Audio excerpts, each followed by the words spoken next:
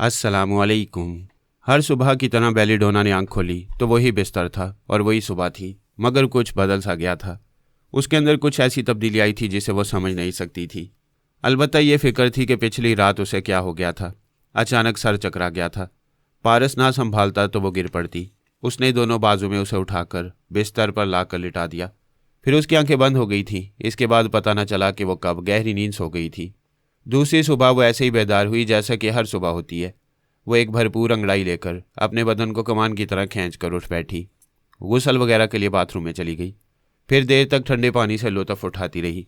इस दौरान उसने पारस के दिमाग में झांक कर देखा। वो इस महल के वसी और इस बाग में जॉगिंग कर रहा था और बेलीडोना के मुतल्लिक सोच रहा था। बेलीडोना उसके ख्यालात पढ़कर खुश हो रही थी।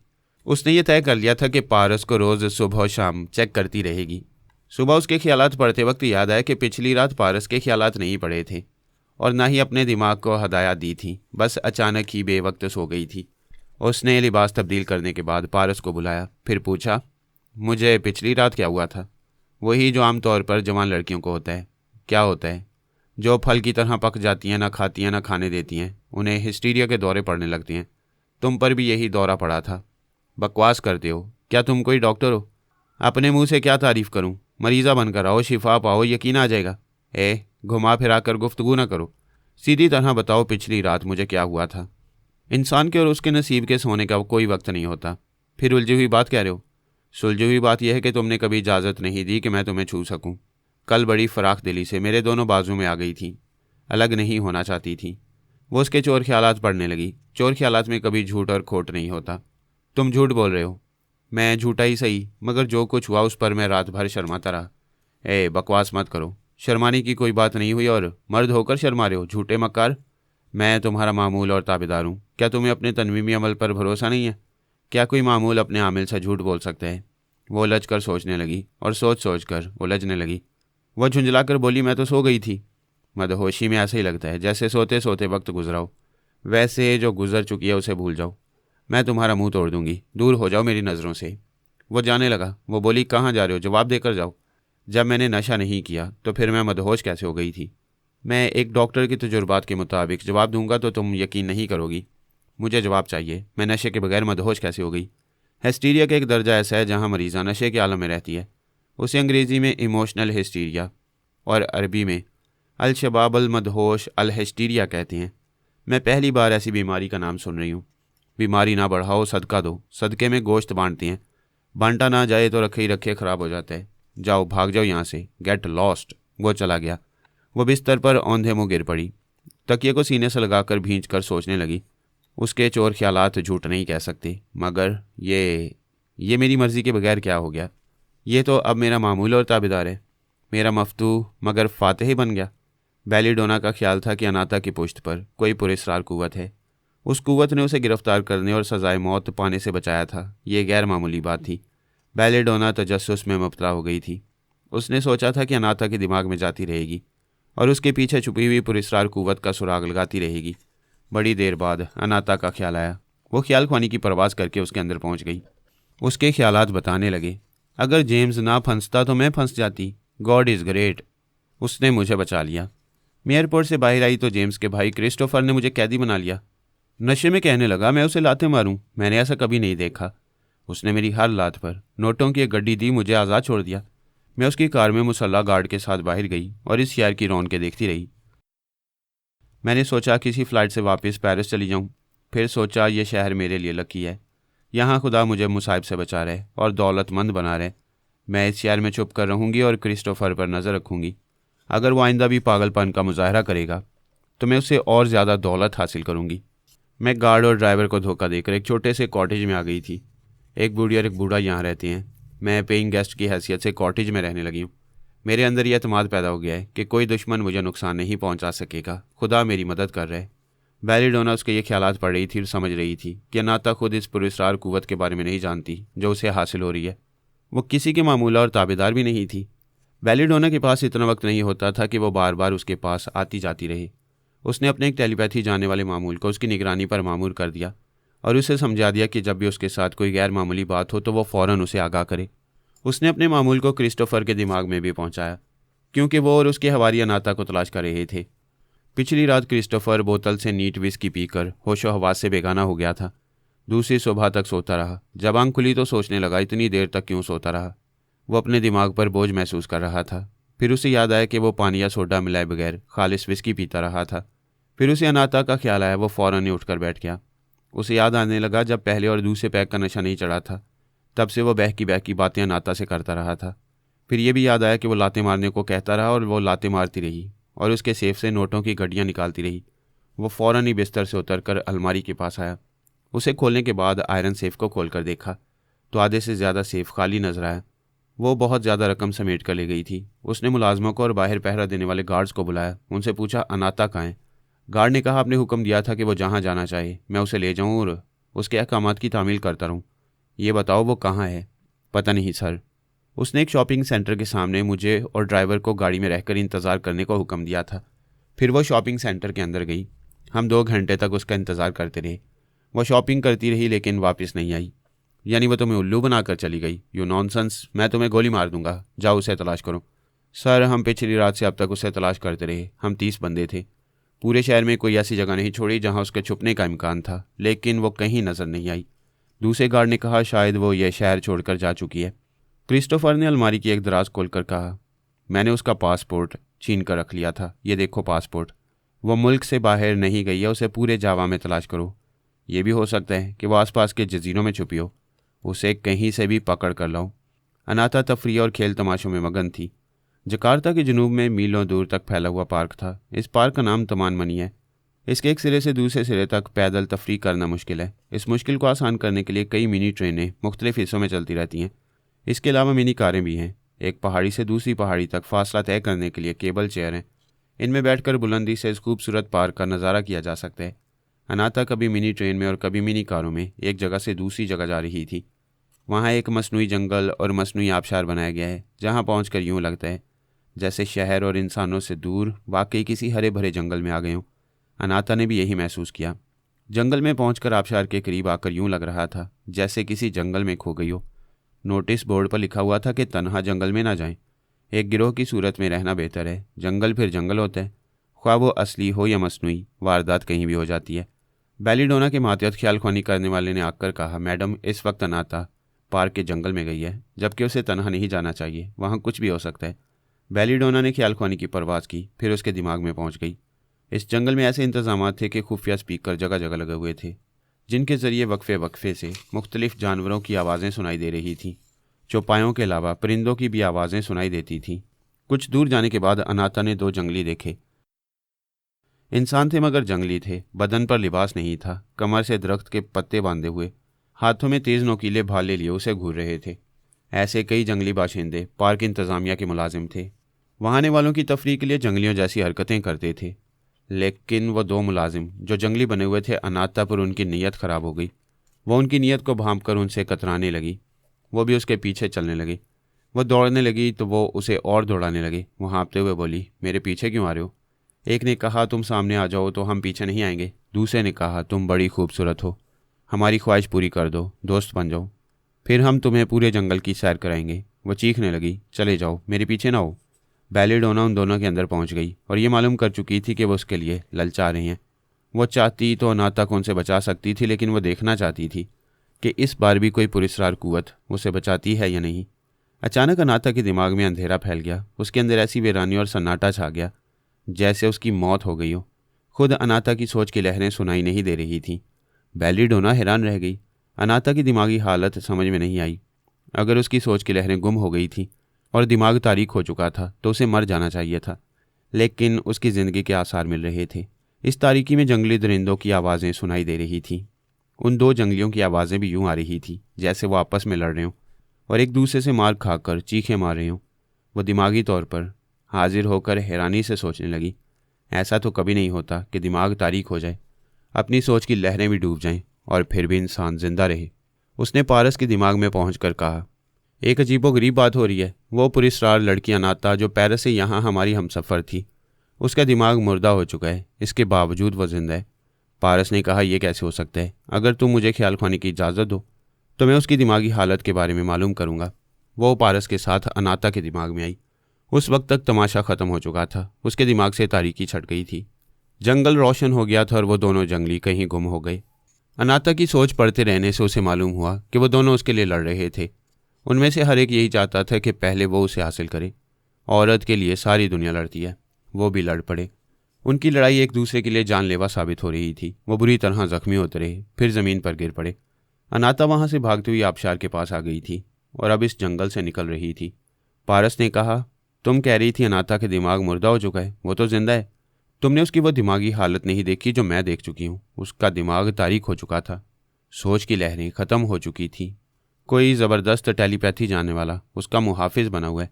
टेलीपैथी या तनवीमी अमल के ज़रिए ना किसी के दिमाग में अंधेरा किया जा सकता है और ना ही किसी की सोच की लहरों को ख़त्म किया जा सकता है। ऐसा तो किसी की मौत वाक़ई हो जाने के बाद ही होता है। हाँ, दुरुस्त कहते हो, मैं खुद टेलीपैथी के ज़रिए ऐसा कर सकूँगी। पता नहीं वो कैसी पुरस्कार कुव्वत है जो उसकी मुहाफिज बनी हुई है। पारस ने पूछा, क्या तुमने किसी टेलीपैथी जानने वाले को अनाता के दिमाग में बोलते सुना है? नहीं, उसके दिमाग में कोई नहीं बोलता। मेरा एक मातिया तो सुबह से उसके दिमाग में छुपा हुआ था। उसकी रिपोर्ट भी यही है कि कोई उसके अंदर नहीं आता। फिर तो कोई जिन है उस पर आशिक हो गया है, अपनी माशूक को हर मुसीबत से बचाता रहता है। ये क्या बकवास है, मैं किसी जिन को नहीं मानती। जब कोई तुम पर आशिक होगा तो मान जाओगी, लेकिन नहीं, कोई भी जिन किसी बासी हसीना पर सवार नहीं होता है। तुम मुझे बासी कह रहे हो, मैं तुम्हारा मुंह तोड़ दूंगी। सॉरी, मैं भूल गया था, मुझे पिछली रात की बात दोहराना नहीं चाहिए।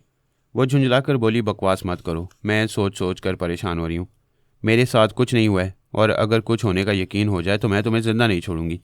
मुझे मारने की क्यों धमकी दे रही हो? तुम मदहोशी में जो हुक्म देती रही अमल करता रहा। लेकिन नहीं, मुझे अल शबाब, अल मदहोश, अल हिस्टीरिया की बात दोहराना नहीं चाहिए। वो खिसियानी होकर हंसने लगी, कहने लगी, तुम पर गुस्सा आता है मगर तुम्हें सज़ा देने को जी नहीं चाहता। शायद मैं गैर शऊरी तौर पर तुमसे मुतासिर हूँ, लेकिन ख़बरदार, ज़्यादा फ्री होने की कोशिश न करना। मुझे फ्री होने की ज़रूरत ही नहीं पड़ेगी, बस कभी कभी फ़ी रेशमा जवान अल हिस्टीरिया हो जाया करो। ये कौन सी ज़ुबान है? ये आधी अरबी आधी पंजाबी है। तुम मुझे किन बातों में उलझा रहे हो? मैं अनाता की हकीकत मालूम करना चाहती हूँ। हमें उसके पीछे छुपी हुई कुव्वत का सुराग लगाना चाहिए। तुम मुझे उसे इश्क करने की इजाज़त दोगी तो सुराग मिल जाएगा। फजूल बात है, तुम इश्क करोगे तो कैसे सुराग मिलेगा? पुरानी बात है, रकाबत अंधा कर देती है। एक हसीना का दूसरा आशिक पैदा हो जाए तो पहला आशिक खम ठोंक कर मैदान में उतर आता है। मैं अनाता से इश्क करूँगा तो उसका आशिक मुझसे मुकाबला करने के लिए ज़रूर सामने आएगा। आइडिया अच्छा है। तुम्हें तो नहीं, अपने किसी आलाकार को उसका आशिक बनाकर यह ड्रामा कर सकती हूँ। लेकिन वो जिन नहीं, जिन नहीं, ख्वामखा तुम उसे जिन कहते हो। पता नहीं वो कौन है, कभी सामने नहीं आता है। जिनकी यही पहचान है, वो कभी नज़र नहीं आता। फिर वही जिन जो मैं कह रही हूँ उसे समझो। जब उसके बैग से हीरोइन ब्रीफ केस में मुंतकिल हुई वो नज़र नहीं आया। फिर उसने क्रिस्टोफर को ज़्यादा से ज़्यादा शराब पिलाकर और उसे ठोकरें मारकर उसकी आधी तिजोरी साफ़ की, तब भी उसका पुरस्कार मुहाफिज नज़र नहीं आया। मिनी पार्क के जंगल में भी दो जंगली मर्द उसका कुछ नहीं बिगाड़ सके। वह मर्द भी रकीब बनकर आए थे, लेकिन पुरस्कार मुहाफिज ने उन्हें किस तरह भागने पर मजबूर किया, यह हम उसके तारीख दिमाग से ना समझ सके। तुम ठीक कहती हो, लेकिन हो सकता है वो इस बार हमें नज़र आ जाए। तुम किसी को उसका आशिक बनाकर उसके पीछे लगा दो, आजमाने में क्या हर्ज है? ठीक है, तुम मेरे पास हो, हम अनाता की तरफ जाएंगे और दूर से उसके आशिक और रकीब का तमाशा देखेंगे। वो पारस से राब्ता ख़त्म करके बेडरूम में आई और लिबास तब्दील करने के बाद जब वो ड्राइंग रूम में आई तो पारस आ चुका था। उसने कहा, मैंने तुम्हारा आशिक वाला आइडिया सा बताया है कि वो पुरस्कार मुहाफिज ज़रूर सामने आएगा। ये कहते ही वो चौंक गया, एक सिमत देखकर बोला, कौन हो तुम? बेलीडोना ने कहा, तुम्हारे सामने कोई नहीं है, किससे पूछ रहे हो? ये मेरे सामने 7 फुट का जिन खड़ा है और तुम्हें नज़र नहीं आ रहा। बाबा साहब के दायरे से ताल्लुक़ रखने वाला एक नौजवान नादीदा बना हुआ था। वो भारी भरकम ज़ुबान में बोला, अल आशिका अल माशूकिया वल जिन्नात अल मजाक। पारस ने कहा, यह कह रहा है जिन्नात से आशिक व माशूक वाला मजाक करते हो, तुम्हें इसकी सज़ा मिलेगी। बेलीडोना को वो नज़र नहीं आ रहा था। उसने पारस के चोर ख्यालात से मालूम किया तो यकीन करना पड़ा कि वाकई कोई 7 फुट का जिन वहाँ मौजूद है। फिर बेलीडोना ने उसकी अरबी ज़ुबान सुनी। अगर वो ये ज़ुबान जानती तो बोलने वाले के दिमाग में पहुँच जाती, लिहाजा वो पारस पर भरोसा करने पर मजबूर थी। वो सोच भी नहीं सकती थी कि पारस के चोर ख्यालात झूठ बोलकर गुमराह करती हैं। पारस ने कहा, जिन साहब, ये मेरी मालिक है, मैं इसका मामूल और ताबेदार। इसे यकीन दिलाओ कि जिन्नात का वजूद होता है। जिन की आवाज़ उभरी, अल मर्द अल औरत अल गुलाम, शर्म शर्म सत्यानाश। जिन साहब कह रही हैं मैं मर्द होकर औरत का गुलाम बन गया हूँ, ये मुझे शर्म दिला रहे हैं। जिनसे कहो मैं उन्हें देखना चाहती हूँ। पारस ने कान के पास यूं हाथ रखा जैसे कुछ सुन रहा हो। फिर उसने कहा, ये कान में कह रहे हैं कि किसी औरत के सामने नहीं आ सकते। क्यों नहीं आ सकते? शर्म आती है। क्यों शर्म आती है? दरअसल इन्होंने पैदा होते वक्त कपड़े नहीं पहने थे, तब से नाराज़ हैं कि कपड़ा लपेट कर क्यों पैदा नहीं हुए। तब से एहतजाजन ये लिबास हड़ताल कर रहे हैं। क्या तुम चाहोगी कि यह सामने आए? नहीं, मगर मैं यकीन करना चाहती हूँ किसी भी इंसान के चोर ख्यालात झूठ नहीं बोलते। तुम्हारे ख्यालात भी सच बोल रहे हैं। फिर भी यकीन करना चाहती हूँ ये सामने ना आए, लेकिन यकीन दिलाएं। ठीक है, यकीन दिला रहे हैं, समझ जाओ। वह जिन बनने वाला बेलीडोना के पीछे आ गया। उसने गोली हलक से निकाली। जिस्मानी तौर पर नमूदार होते एक जोर का तमांचा रसीद किया, फिर गोली निगलकर नादीदा हो गया। वह तमांचा खाकर चीखती हुई लड़खड़ाती हुई सोफे पर गिर पड़ी। फौरन ही पलटकर मारने वाले को देखना चाहा, मगर वो नजर नहीं आया। वो अपना गाल से हिलाते हुए बोली, मैंने इस तरह यकीन दिलाने को नहीं कहा था। यह जिन्नात का स्टाइल है। ज़रा एक मिनट, ये कुछ कह रहे हैं? वो कान के पास हाथ रखकर सुनने लगा, फिर बोला, ये मुझे शर्म दिला रहे हैं कि मैं एक औरत का गुलाम क्यों बन गया हूँ। ये मुझे तुम्हारी गुलामी से निजात दिलाना चाहते हैं। खबरदार, मैं निजात दिलाने नहीं दूंगी। तुम हमेशा मेरे मामूल और ताबेदार बने रहोगे। वह फिर कान के पास हाथ रखकर सुनने के बाद बोला, ये फरमाती हैं तुम अनाता के एक न्याशिक पैदा करने और जिन साहब का सुराग लगाने की साजिश कर रही थी। तुम्हें सज़ा देने के लिए मुझे तुम्हारे शिकंजे से निकाल रहे हैं। थैंक यू जिन साहब, आप मुझे इस मगरूर हसीना से किस तरह निजात दिलाएंगे? वह फिर सुनने लगा, फिर परेशान होकर बोला, आप मेरी कमर पर लात मारेंगे? ओह, ये भी कोई तरीका है? लेकिन मुझे रिहाई चाहिए, प्लीज़। लात ज़रा धीरे से मारिए। दूसरे लम्हे में पारस के मुंह से चीख निकली। वो टेढ़ा हो गया जैसे कमर पर लात पड़ी हो। फिर वो लड़खड़ाते हुए बेलीडोना के पास आकर सोफे पर गिर पड़ा। वहाँ थोड़ी देर तक यूं ही झुका रहा, फिर सर उठाकर बेलीडोना को और इस माहौल को यूं देखने लगा जैसे पहली बार देख रहा हो। फिर उसने पूछा, तुम कौन हो? वह हैरानी से बोली, क्या तुम मुझसे पूछ रहे हो? और नहीं तो क्या, तुम्हारी अम्मा से पूछ रहा हूँ। यहाँ सिर्फ तुम हो, जवाब दो, तुम कौन हो और ये किसका मकान है? पारस, तुम्हें क्या हो गया है? पारस, तुम्हें मेरा नाम कैसे मालूंगा? सीधी तरह बात करो, तुम मेरे ताबेदार। वो बोलते बोलते रुक गई, फिर परेशान होकर बोली, क्या वाकई जिन साहब ने तुम्हें मेरे अमल से निजात दिलाई है? जिन साहब? कौन जिन साहब? वो जो यहाँ मौजूद हैं। देखो, अभी वो तुम्हें नजर आ रहे थे। वो उठकर चारों तरफ देखते हुए बोला, यहाँ तो कोई नहीं है। क्या तुम पागल हो? जो यहाँ मौजूद नहीं है वो तुम्हें नजर आ रहा है? जुबान को काबू में रखो, मैं समझ गई हूँ। उस जिन ने तुम्हें शहर से निजात दिलाई है। वो तुम्हें नजर नहीं आ रहा है, चला गया है, लेकिन मैं तुम्हें जाने नहीं दूंगी। तुम मुझे कैसे रोकोगी? मैं तुम्हारे दिमाग में जलजला पैदा करके फिर तुम पर तनवीमी अमल करूंगी, फिर तुम्हें गुलाम बनाऊंगी। जलजला कैसे पैदा करोगी? मैं सांस रोक लूंगा, अपने दिमाग में आने नहीं दूंगा। वो कहका लगाकर नादीदा बन गई, उसके अंदर समा गई। वो सर खुजाते हुए सोचने लगा, फिर बोला, अच्छा तो तुम मेरे अंदर छुपी रहोगी और किसी वक्त भी मौका पाकर मेरे खाने पीने की किसी चीज़ में साबी कमज़ोरी की दवा मिला दोगी। वैसे ये घिसा पीटा तरीका हो गया है। वो वहाँ से चलते हुए एक बेडरूम में आया, फिर बोला, अंदर समाने वालों को बाहर निकालना मुमकिन नहीं होता, लेकिन मेरे पास एक नया तरीका है। वह टॉयलेट के दरवाजे पर आकर बोला, मैं लिबास उतार कर पेट साफ करने जा रहा हूँ। इस हालत में मेरे अंदर रह सकती हो तो नाक पर रुमाल रख लो और बेशर्म हो जाओ। वह टॉयलेट में आकर बटन खोलने लगा। उसी वक्त बाहर से आवाज़ आई, तुम बहुत बदमाश हो। मैं भी देखूंगी कि तुम कितनी देर टॉयलेट में रहोगे। किसी वक्त बाहर आना होगा। तुम्हारे पास नादीदा बनाने वाली गोलियाँ नहीं हैं। जब भी तुम बाहर आओगे मैं तुम्हारे जिस्म में समा जाऊंगी। उसे खुशफहमी थी कि उसे मामूल और ताबेदार बनाकर रखा था और उसके पास कोई गोली नहीं थी। वो 1 घंटे तक टॉयलेट के दरवाजे के सामने बैठी रही, फिर बेजार होकर बोली, बाहर आओ, तुम्हारी चालाकी नहीं चलेगी। मैं तुम्हारा पीछा नहीं छोड़ूंगी, अब तो जिन भी नहीं आएगा। उसे जवाब नहीं मिल रहा था। उसने अपनी जगह से उठकर दरवाजे के पास आकर इसे ज़रा सा खोला। ये खुशफहमी ख़त्म हो गई कि उसके पास गोली नहीं थी। वो घबरा गई। दिमाग ने कहा, बाजी पलट गई। वो नादीदा बनकर मेरे अंदर समा गया है, किसी वक्त भी मुझे नुकसान पहुंचा सकता है। वो इनकार में सर हिलाने लगी। ये मानने के लिए तैयार नहीं थी कि वो उसके अंदर समा गया है। किसी को अपनी शिकस्त का यकीन मुश्किल से होता है। वो बेडरूम से निकलकर ड्राइंग रूम में आई। सोफ़ों के दरमियान सेंटर टेबल पर एक कागज़ रखा हुआ था। उसने करीब आकर उसे उठाकर पढ़ा। लिखा हुआ था, जिन साहब नाक पर रुमाल रखकर आए थे, मुझे गोली खिलाकर नादीदा बना दिया। अब मेरा नया जन्म होने वाला है। मुबारक हो, मैं तुम्हारे पेट में पल रहा हूँ। देवी शीतारा खुश नसीब थी। उसे मेजर टी हंटर के तनवीमी अमल से जल्द ही रिहाई मिल गई थी। ये रिहाई पारस के ताउन के बगैर मुमकिन नहीं थी। अगर वो रिहाई पाने के बाद कैप्सूल और गोलियों से महरूम रहती तो मेजर टी हंटर फिर किसी वक्त उसे अपनी मामूला और कनीज बना लेता। पारस ने इस अंदेशे से भी निजात दिलाई। उसके कमरे में कैप्सूल और गोलियों की डिब्बियाँ पहुंचा दी। इसके बाद उसके लिए कोई अंदेशा, कोई खतरा न रहा। वो सबसे पहले डमी वन से अपनी बेइज्जती का बदला लेना चाहती थी, लेकिन मेजर ने उसकी आवाज़ और लहजा बदल दिया था। शीतारा फिलहाल उसके दिमाग में नहीं जा सकती थी। उसने अमेरिका और इसराइल के टेलीपैथी जानने वालों की तरफ तवज्जो दी। टेलीपैथी के बड़ों में से एल्पा और जॉन कॉलिन कॉन्फ्रेंस में जिस्मानी तौर पर मौजूद नहीं थे, वो अपने टेलीपैथी जानने वाले मातियतों के दिमागों में मौजूद थे। जब कॉन्फ्रेंस हुई और शुरा अपने अपने ममालिक की तरफ रवाना होने लगे तो शी तारा अमरीकी टेलीपैथी जानने वाले के अंदर समा गई। उसने इसराइली टेलीपैथी जानने वाले एक मातियत राइट बॉय को अच्छी तरह पहचान लिया।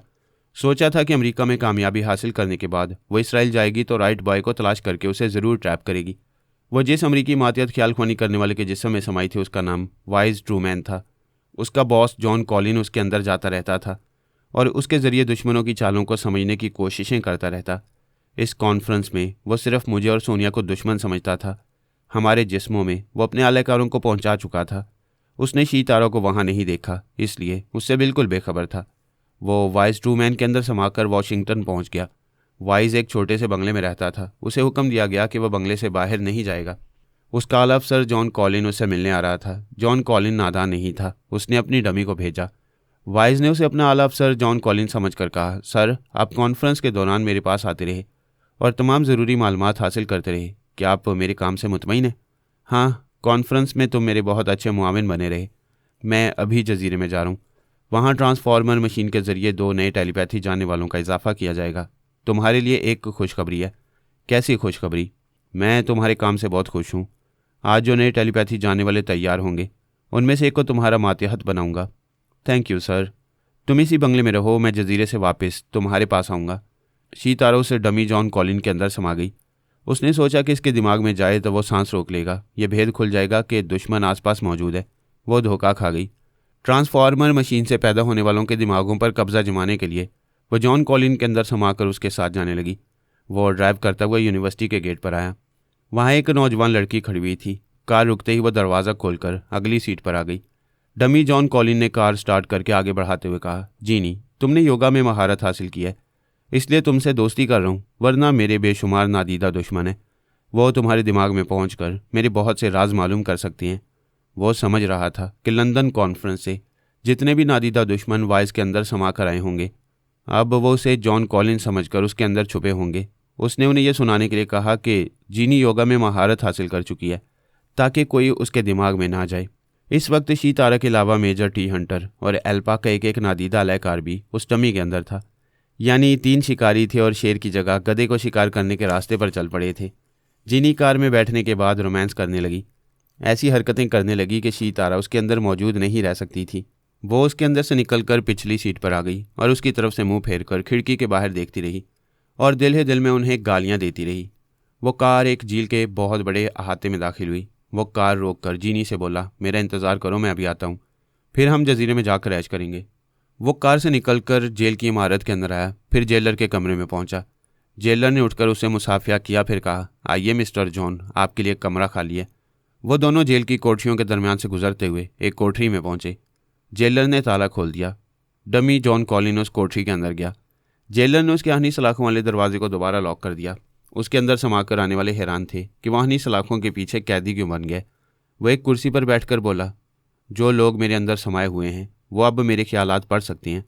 वो तीनों उसके दिमाग में घुसकर ख्यालात पढ़ने लगे। पता चला वो असली जॉन कॉलिन नहीं है बल्कि उसकी डमी है। उसने कहा, हाँ, मैं फ़ौज का एक मामूली सिपाही हूँ, मुझे जॉन कॉलिन बनाया गया है। ये यकीन की हद तक अंदाज़ा किया गया था कि बहुत से दुश्मन वाइज ट्रूमैन के जिस्म में समाकर लंदन कॉन्फ्रेंस से यहाँ आएंगे। वाइज ट्रूमैन के अंदर से तमाम कचरा साफ करने के लिए ये चाल चली गई है। तुम सब मेरे साथ जेल में आए हो और वाइज जैसा काबिल मातहत तुम लोगों से निजात पा चुका है। शी तारा फ़ौरन ही जेल से बाहर अहाते में आई ताकि जीनी को ट्रैप करे और उसकी असलियत मालूम करे, लेकिन जीनी जा चुकी थी। शी तारा ने मुंह में कैप्सूल रखकर परवास की, सीधी वाइज के बंगले में पहुंची। बंगला मुकफ्फल हो गया था। उसने अंदर जाकर हर जगह देखा, वाइज ट्रूमैन नहीं था। पारस ने ख्याल ख्वानी के जरिए मुझे बताया कि बेलीडोना ने साउथ जजीरे के मालिक सुल्तान साले को अपना मामूल बनाया है और उसकी बेटी सालिया बनकर वहाँ ऐशो आराम से रहती है।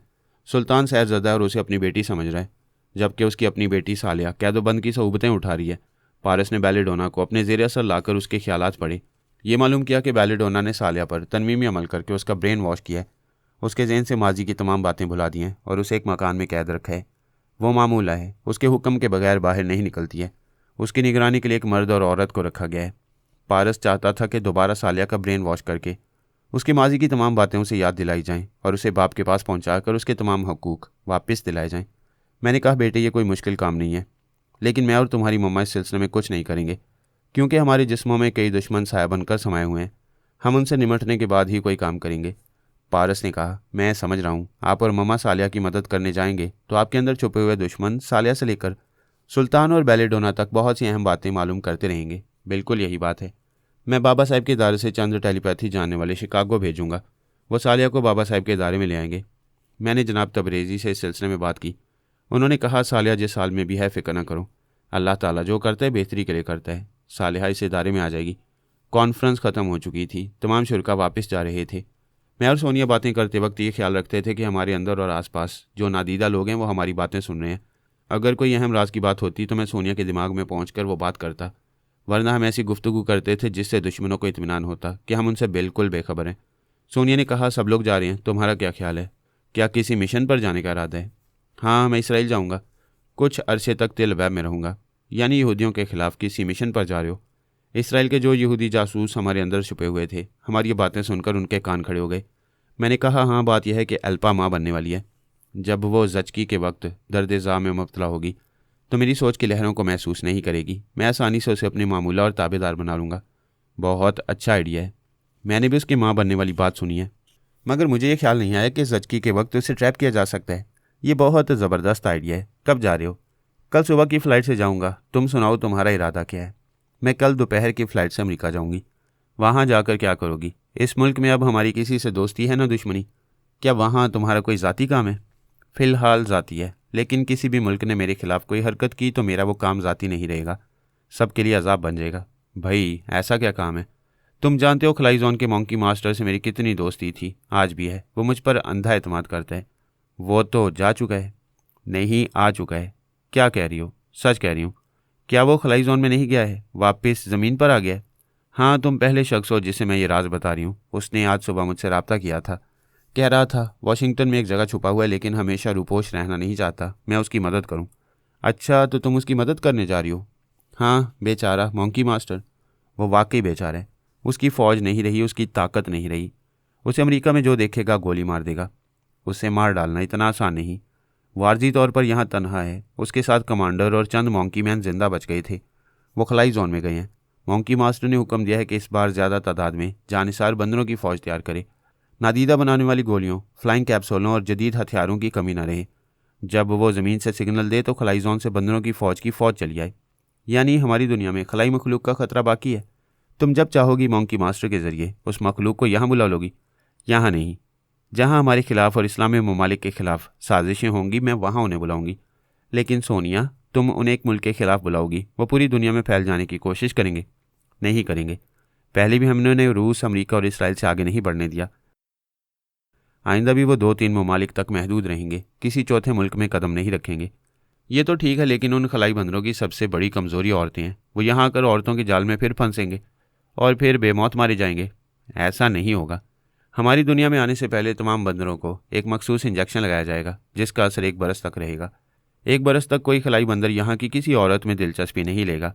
अगर औरत दिलचस्पी ले तो वो उसे बहन बना लेगा। वो बहन बनाने वाले इंजेक्शन अर्जी दुनिया में भी लाएंगे और यहाँ के अय्याश और बदमाश मर्दों के लगाया करेंगे।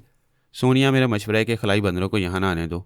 मैं भी नहीं चाहती कि वो यहाँ आएँ, लेकिन जब हमारी दुनिया के लोग हमसे दुश्मनी करेंगे तो हमें जवाबी कार्रवाई करनी होगी। मॉन्की फ़ौज मेरा सबसे बड़ा हथियार है। मैं किसी भी दुश्मन मुल्क के खिलाफ उन्हें किसी भी वक्त इस्तेमाल कर सकती हूँ। ये भी दुरुस्त है। हमें अपने हाथों में एक ज़बरदस्त हथियार रखना चाहिए। ये सुपर पावर कहलाने वाले मुल्कों को सोचना समझना चाहिए और हमसे कभी दुश्मनी नहीं करना चाहिए। दूसरे दिन सुबह मैं इसराइल के लिए रवाना हो गया। दोपहर की फ़्लाइट से सोनिया वाशिंगटन चली गई, लेकिन हमारे वहाँ पहुँचने से पहले एक खलबली पैदा हो गई थी। अमरीकी और इसराइली नादीदा जासूस जो हमारी गुफ्तगू सुनते रहे थे, वो ख्याल ख्वानी के ज़रिए हमारी बातें अपने अकाबरीन तक पहुँचाते रहे थे। इसराइली अकाबरीन के लिए मसला पैदा हो गया कि अल्पा की जचकी कैसे कराई जाए और कहाँ छुप कर कराई जाए कि मैं उसके अंदर ना पहुँच सकूँ। ये तो एक मामूली सा मसला था। शायद वो किसी तरह अल्पा को मुझसे बचा लेते, मगर मॉन्की फ़ौज इसराइल, अमेरिका और रूस के लिए फिर अजाब बनने वाली थी। हालांकि दूर दूर तक खलाओं में मॉन्की मखलूक का कोई पता ना था। मॉन्की मास्टर भी हमेशा के लिए जा चुका था। उसके फरिश्तों को भी इल्म नहीं था कि सोनिया उन्हें यहाँ के बड़े ममालिक के लिए हवा बना रही है। हीरो न्यूयॉर्क में जमीला के साथ था। उसने लाइट प्लास्टिक सर्जरी कराई थी ताकि आम इंसानों की तरह नजर आए और लोग उसे मॉन्की मैन ना समझें। सोनिया ने उसे समझा दिया कि वो फिर प्लास्टिक सर्जरी कराए और मॉन्की मास्टर की सूरत इख्तियार करे। वो हुक्म की तामील कर रहा था। सोनिया के वाशिंगटन पहुंचने से पहले मॉन्की मास्टर बनकर वाशिंगटन में जगह जगह अपनी झलक दिखाने वाला था। अली सुबह 6 बजे तक गहरी नींद सोता रहा। हदायत के मुताबिक उसके दिमाग ने जगा दिया। उसे तवक्को थी कि फ़खरुद्दीन का कातिल रात को किसी वक्त भी कोठी में दाखिल होगा, लेकिन ऐसा नहीं हुआ। वो कातिल बहुत मोहतात था, उसने पलट कर आने की गलती नहीं की। दूसरी तरफ फहमी को भी अपने बाप के कातिल का इंतज़ार था। वो आमना के पास थी, कातिल के इंतज़ार में जागना चाहती थी। अली ने कहा कि वो सो जाए, अगर कोई वारदात के लिए कोठी में दाखिल होगा तो वो उसे जगा देगा। वो अली से वादा करके सो गई। सुबह बेदार होते उसने ख्याल ख्वानी के जरिए अली से पूछा, क्या पिछली रात वो नहीं आया? अगर आता तो मैं तुम्हें ज़रूर जगाता। मैं दिमाग को हदायत देकर सो गया था, अभी बेदार हुआ हूँ। ऐसा करो, तुम चली आओ, अपने अब्बा मरहूम के सामान को चेक करो, शायद उस कातिल का सुराग मिल जाए। मैं गुस्ल वगैरह से फारिग होकर आ रही हूँ, मेरे आने तक आप सामान चेक करें। नहीं फहमी, हो सकता है उनके सामान में कोई ऐसी चीज़ हो जिनका ताल्लुक सिर्फ तुम बाप बेटी से हो। शायद उन्होंने कोई तहरीर सिर्फ तुम्हारे लिए छोड़ी हो। तुम इत्मीनान से यहाँ हो, मैं तुम्हारे आने तक उनके सामान को हाथ नहीं लगाऊंगा। आप बहुत अच्छी हैं, मैं आपके लिए नाश्ता लेकर आ रही हूँ। अली राब्ता ख़त्म करके गुस्ल खाने में चला गया। वापस आया तो फ़ोन की घंटी मुखातिब कर रही थी। उसने रिसीवर उठाकर कान से लगाकर पूछा, हेलो। दूसरी तरफ खामोशी रही। उसने फिर पूछा, हेलो, कौन है? जवाब फिर नहीं मिला। दूसरी तरफ से किसी ने फ़ोन बंद नहीं किया था, रिसीवर उठाए हुए था। अली ने कहा, क्या ये मालूम करना चाहते हो कि पिछली रात से इस कोठी में कोई है या नहीं? इस बार जवाब में रोने और सिसकने की धीमी धीमी सी आवाज़ सुनाई दी।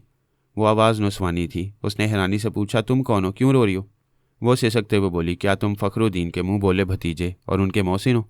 हाँ, मैं अली तैमूर हूँ, वो मेरे अंकल थे। बेशक, उन्होंने तुम्हारे यही नाम बताया था। प्लीज़ ये बताओ कि तुम कौन हो? मेरा नाम जुलैख है, मैं बदनसीब उनकी बीवी थी, अब बेवा हूँ। क्या? अली ने हैरानी से पूछा, बेवा? लेकिन अंकल ने कभी हमसे तुम्हारा जिक्र नहीं किया। उन्होंने कब तुमसे शादी की थी? कार का हॉर्न सुनाई दिया। अली ने कहा, जस्ट अ मिनट, अंकल की साहबजादी आई हैं, मैं गेट खोल कर आता हूँ, होल्ड ऑन। वो रिसीवर रखकर तेजी से चलते हुए कोठी के बाहर आया। फिर अहाते से गुजरकर उसने आखिरी गेट खोला। फहमी कार ड्राइव करते हुए अंदर आई। उसने गेट को बंद करके उसे देखा। वो गुलाबी रंग के सूट में गुलाब की तरह खिली हुई थी। इस अहाते के बागीचे में जैसे बाहर आ गई। उसने अली को सलाम किया। वो जवाब देते हुए बोला, एक नया इंकशाफ हो रहा है, तुम्हारे अब्बू ने शादी कर ली थी। क्या? कब? यहाँ लाहौर में? हाँ, इसी शहर में। अभी वो मोहतरमा मुझसे फ़ोन पर बातें कर रही हैं। आओ कमरे में चलो। जब तक मैं उससे गुफ्तगू करता रहूं तुम उसके दिमाग में रहकर उसके चोर ख्यालात पढ़ती रहो। वो अली के दिमाग में आ गई। अली ख्याल ख्वानी की परवाज़ करके जुलैखा के अंदर आ गया। फिर फहमी को जुलैखा के अंदर छोड़कर दिमागी तौर पर हाजिर हो गया। बेडरूम के सरहाने रिसीवर क्रैडल से अलग रखा हुआ था।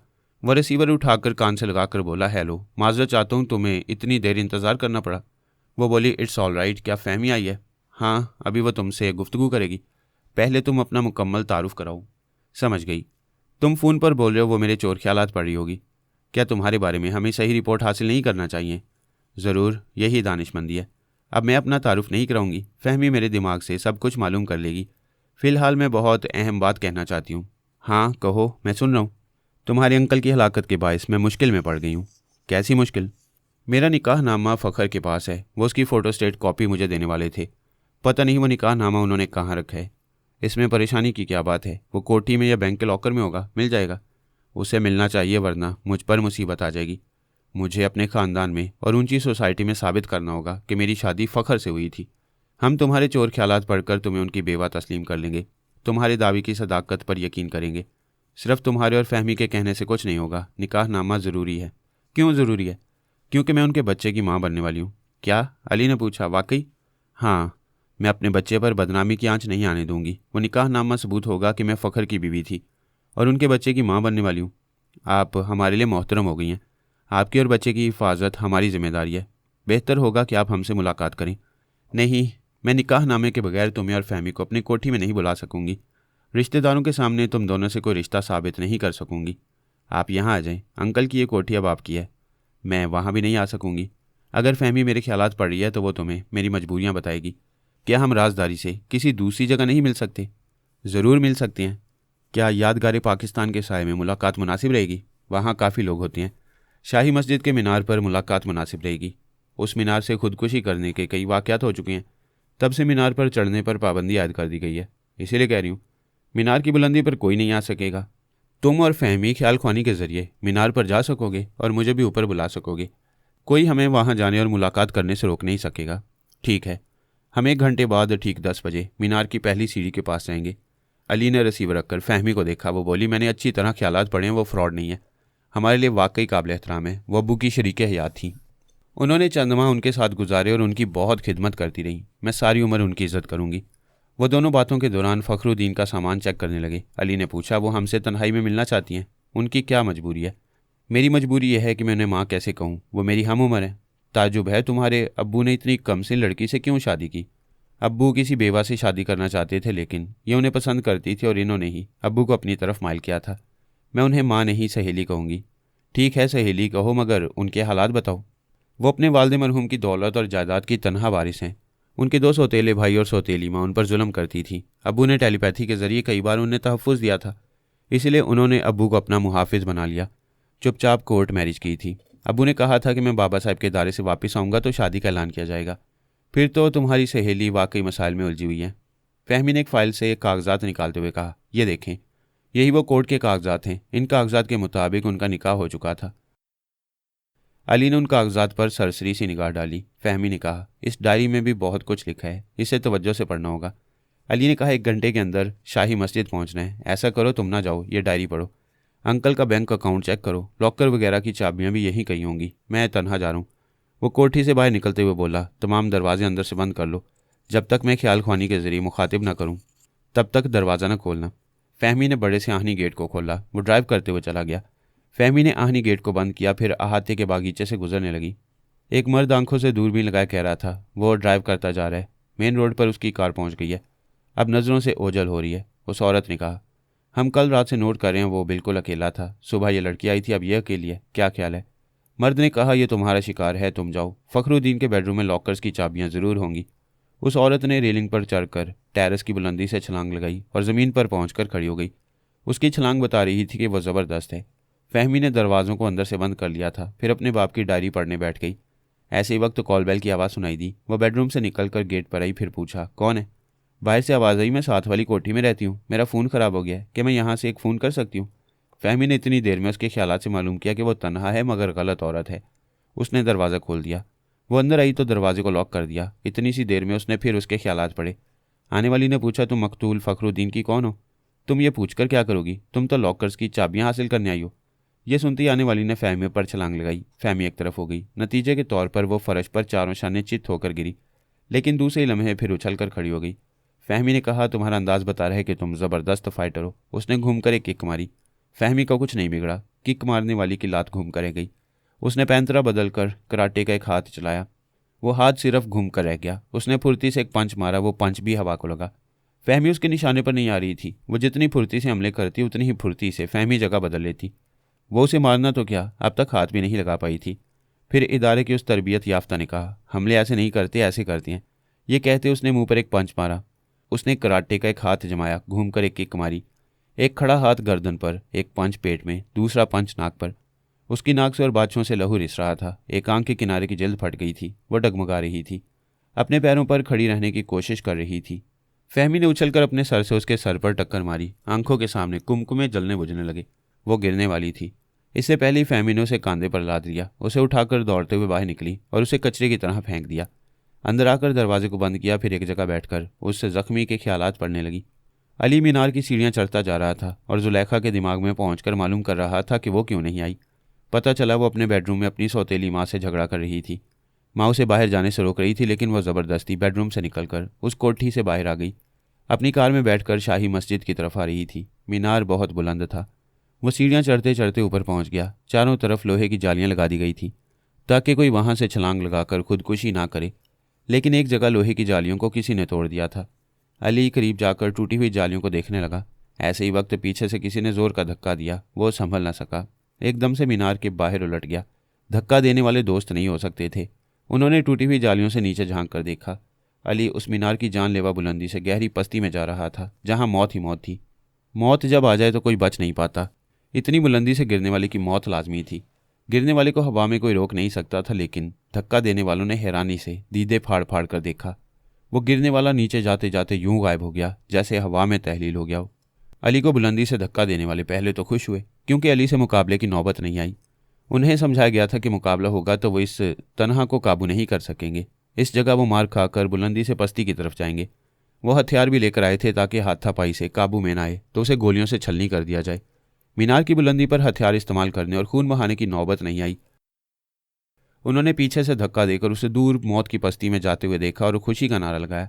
ऐसे ही वक्त एक ने चौंक कर कहा, अरे वो गायब हो गया। सबने नीचे झांक कर देखा, वो गिरने वाला नजर नहीं आया। दूसरे ने कहा, नीचे मरा पड़ा होगा, हमें इतनी बुलंदी से नजर नहीं आ रहा।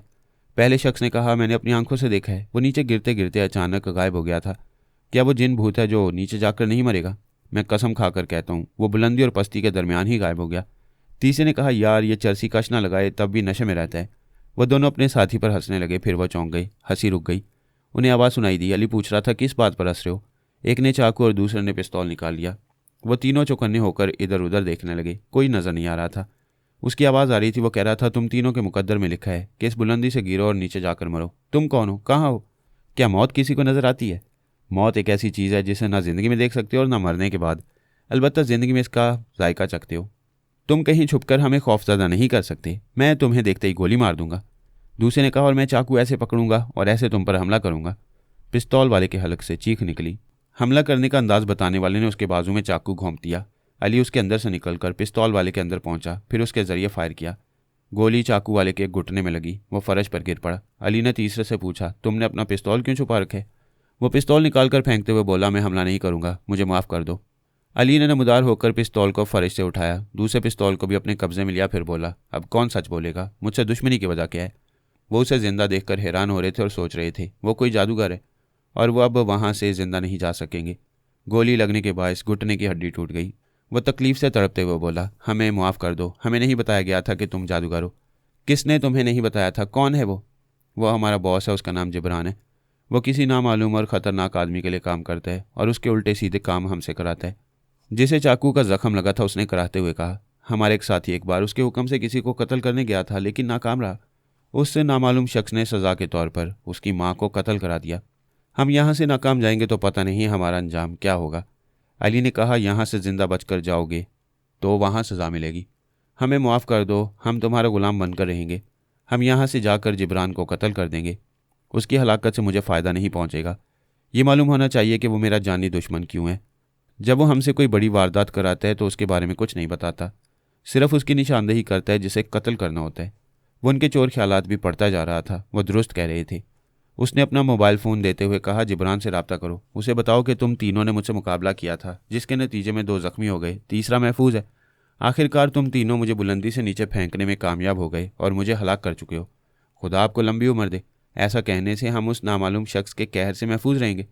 उसने नंबर मिलाया, रब्ता हो गया। दूसरी तरफ से आवाज़ आई, हेलो कौन है? मैं बाले बोल रहा हूँ, बॉस से बात कराओ। चंद सेकंड के बाद जिब्रान की आवाज़ सुनाई दी, हाँ बोलो, क्या रहा? बॉस, हमने उसे ख़त्म कर दिया, लेकिन सफ्तर और गामे ज़ख्मी हो गए हैं। उन्हें यहाँ से अस्पताल पहुँचाना ज़रूरी है। आप अपने आदमियों को एम्बुलेंस के साथ फ़ौरन भेज दें। ये बहुत तकलीफ़ में मुब्तला हैं। अभी मेरे आदमी एम्बुलेंस लेकर पहुँचेंगे। क्या उस शख्स की लाश वहाँ मौजूद है? नहीं बॉस, हमने उसे मीनार की बुलंदी से नीचे फेंक दिया था। उसकी लाश नीचे होगी। लाश नीचे नहीं है। मैं मस्जिद के पीछे मीनार से कुछ फासले पर अपनी कार में मौजूद था। मैंने एक अजीब मंजर देखा। तुम लोगों ने जिसे नीचे फेंका वो नीचे गिरने से पहले गायब हो गया। जिब्रान के आलेकार ने कहा, फिर तो वो कोई जादूगर होगा। बॉस, आप इस बात के चशमदीद गवाह हैं कि हम उसे बुलंदी से नीचे फेंक चुके हैं और उसकी मौत लाजमी थी। अगर वो जिंदा रहेगा तो क्या हमें सज़ा दी जाएगी? नहीं, तुम तीनों अपना काम पूरा कर चुके थे। तुम्हें तिब्बी इमदाद पहुंचाई जाएगी और पुलिस थाने से बचाया जाएगा। फिर उसने कुछ सोचकर पूछा, तुम्हें मीनार पर फ़ोन की सहूलत कैसे मिल गई? वो ज़रा हिचकिचाया, फिर बोला, यह उस जवान का मोबाइल फ़ोन है। मुकाबला करते वक्त उसके लिबास से गिर पड़ा था। जिब्रान ने फ़ोन बंद कर दिया। अली उससे मोबाइल फ़ोन लेकर नादीदा हो गया। फिर फ्लाइंग कैप्सूल के जरिए परवाज़ की। मस्जिद के पीछे वाली सड़क के किनारे पहुंचकर जिब्रान की कार तलाश करने लगा। उसने जिब्रान की आवाज़ और लहजे की सख्ती से अंदाज़ा लगाया था कि वो योगा का माहिर हो सकता है। उसके दिमाग में जाकर उसे चौकन्ना नहीं करना चाहिए। सड़क के किनारे 2 कारें एक दूसरे से कुछ फासले पर खड़ी थीं। अली ने एक कार के पास आकर देखा। अगली सीट पर एक औरत एक मर्द के शाने पर सर रखे हुए थी। मर्द कह रहा था, मेरी जान, पहले मैं तुम्हारे लिए बहुत बड़ा प्लॉट खरीदूंगा, फिर मैं एक आलीशान कोठी बनाऊंगा।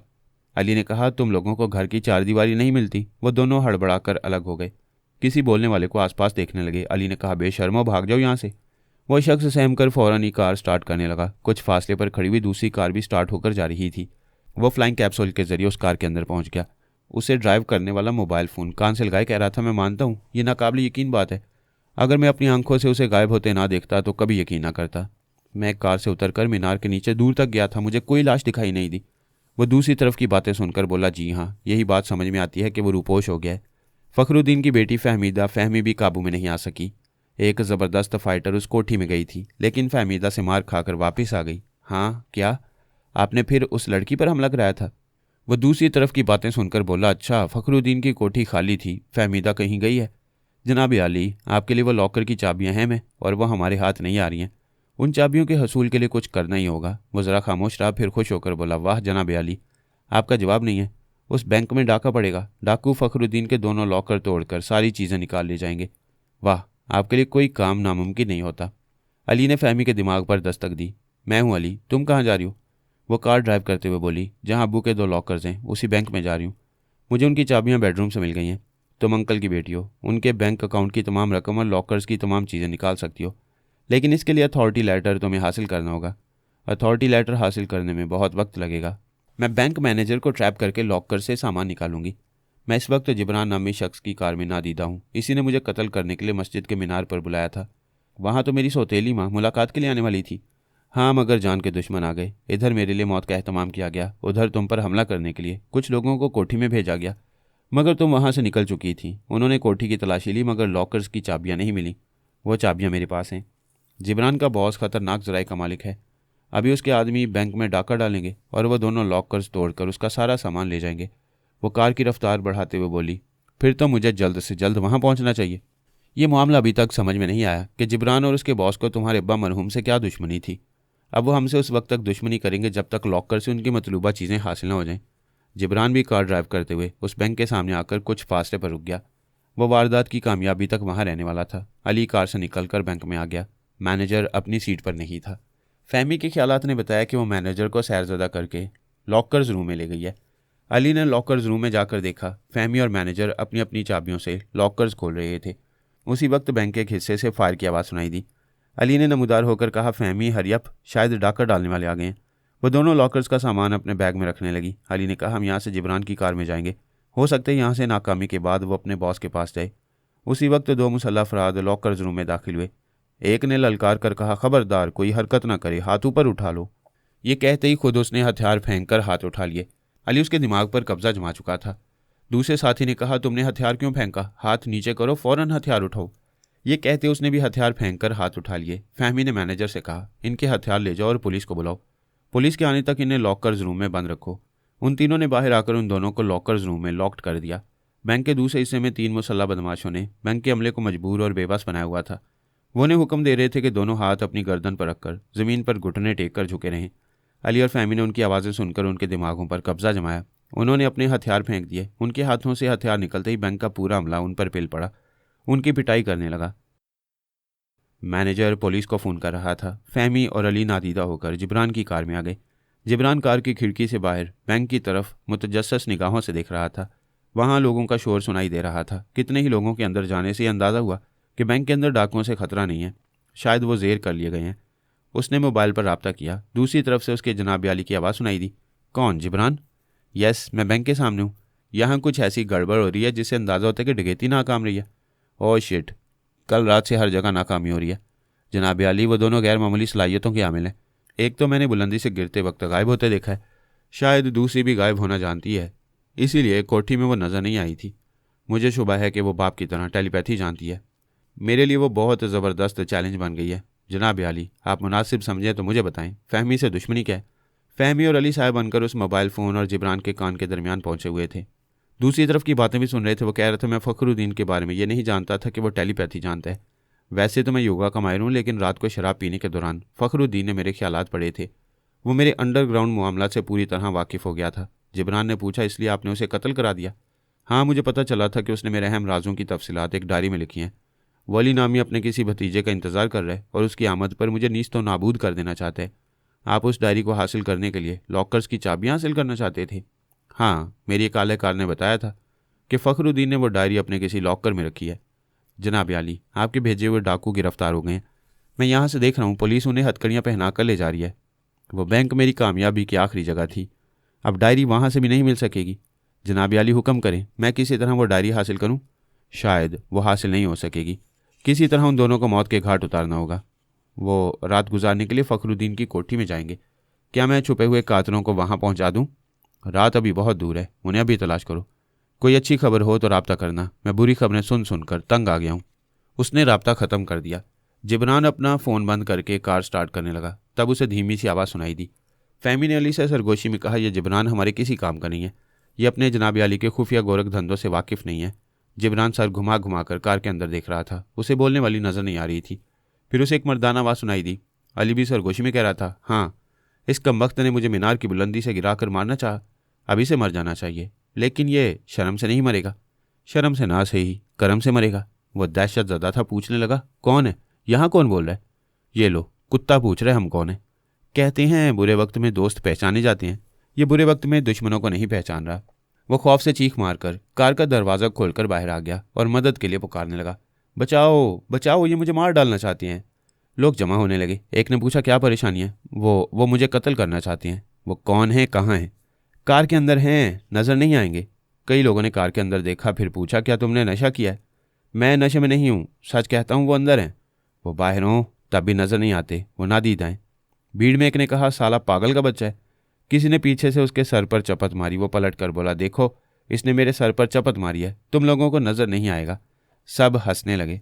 वो लोगों को हटाकर वहाँ से जाते हुए बोला, मैं उस कार में नहीं जाऊँगा। वो मुझे चपत मारता है, गोली भी मार सकता है। वो तेज़ी से सड़क के किनारे चलने लगा। उसे फ़हमी की आवाज़ सुनाई दी, कहाँ जा रहे हो? मौत तो हर जगह होती है। वो चलते चलते ठिठक गया। अली ने कहा, अगर तुम अपने मकसद में कामयाब हो जाते तो हम अभी मुर्दा होते। ये नाकामी अब तुम्हें मुर्दा बनाएगी। वो चीखने लगा, नहीं, मैं नहीं मरना चाहता, तुम लोग मुझे नहीं मार सकोगे।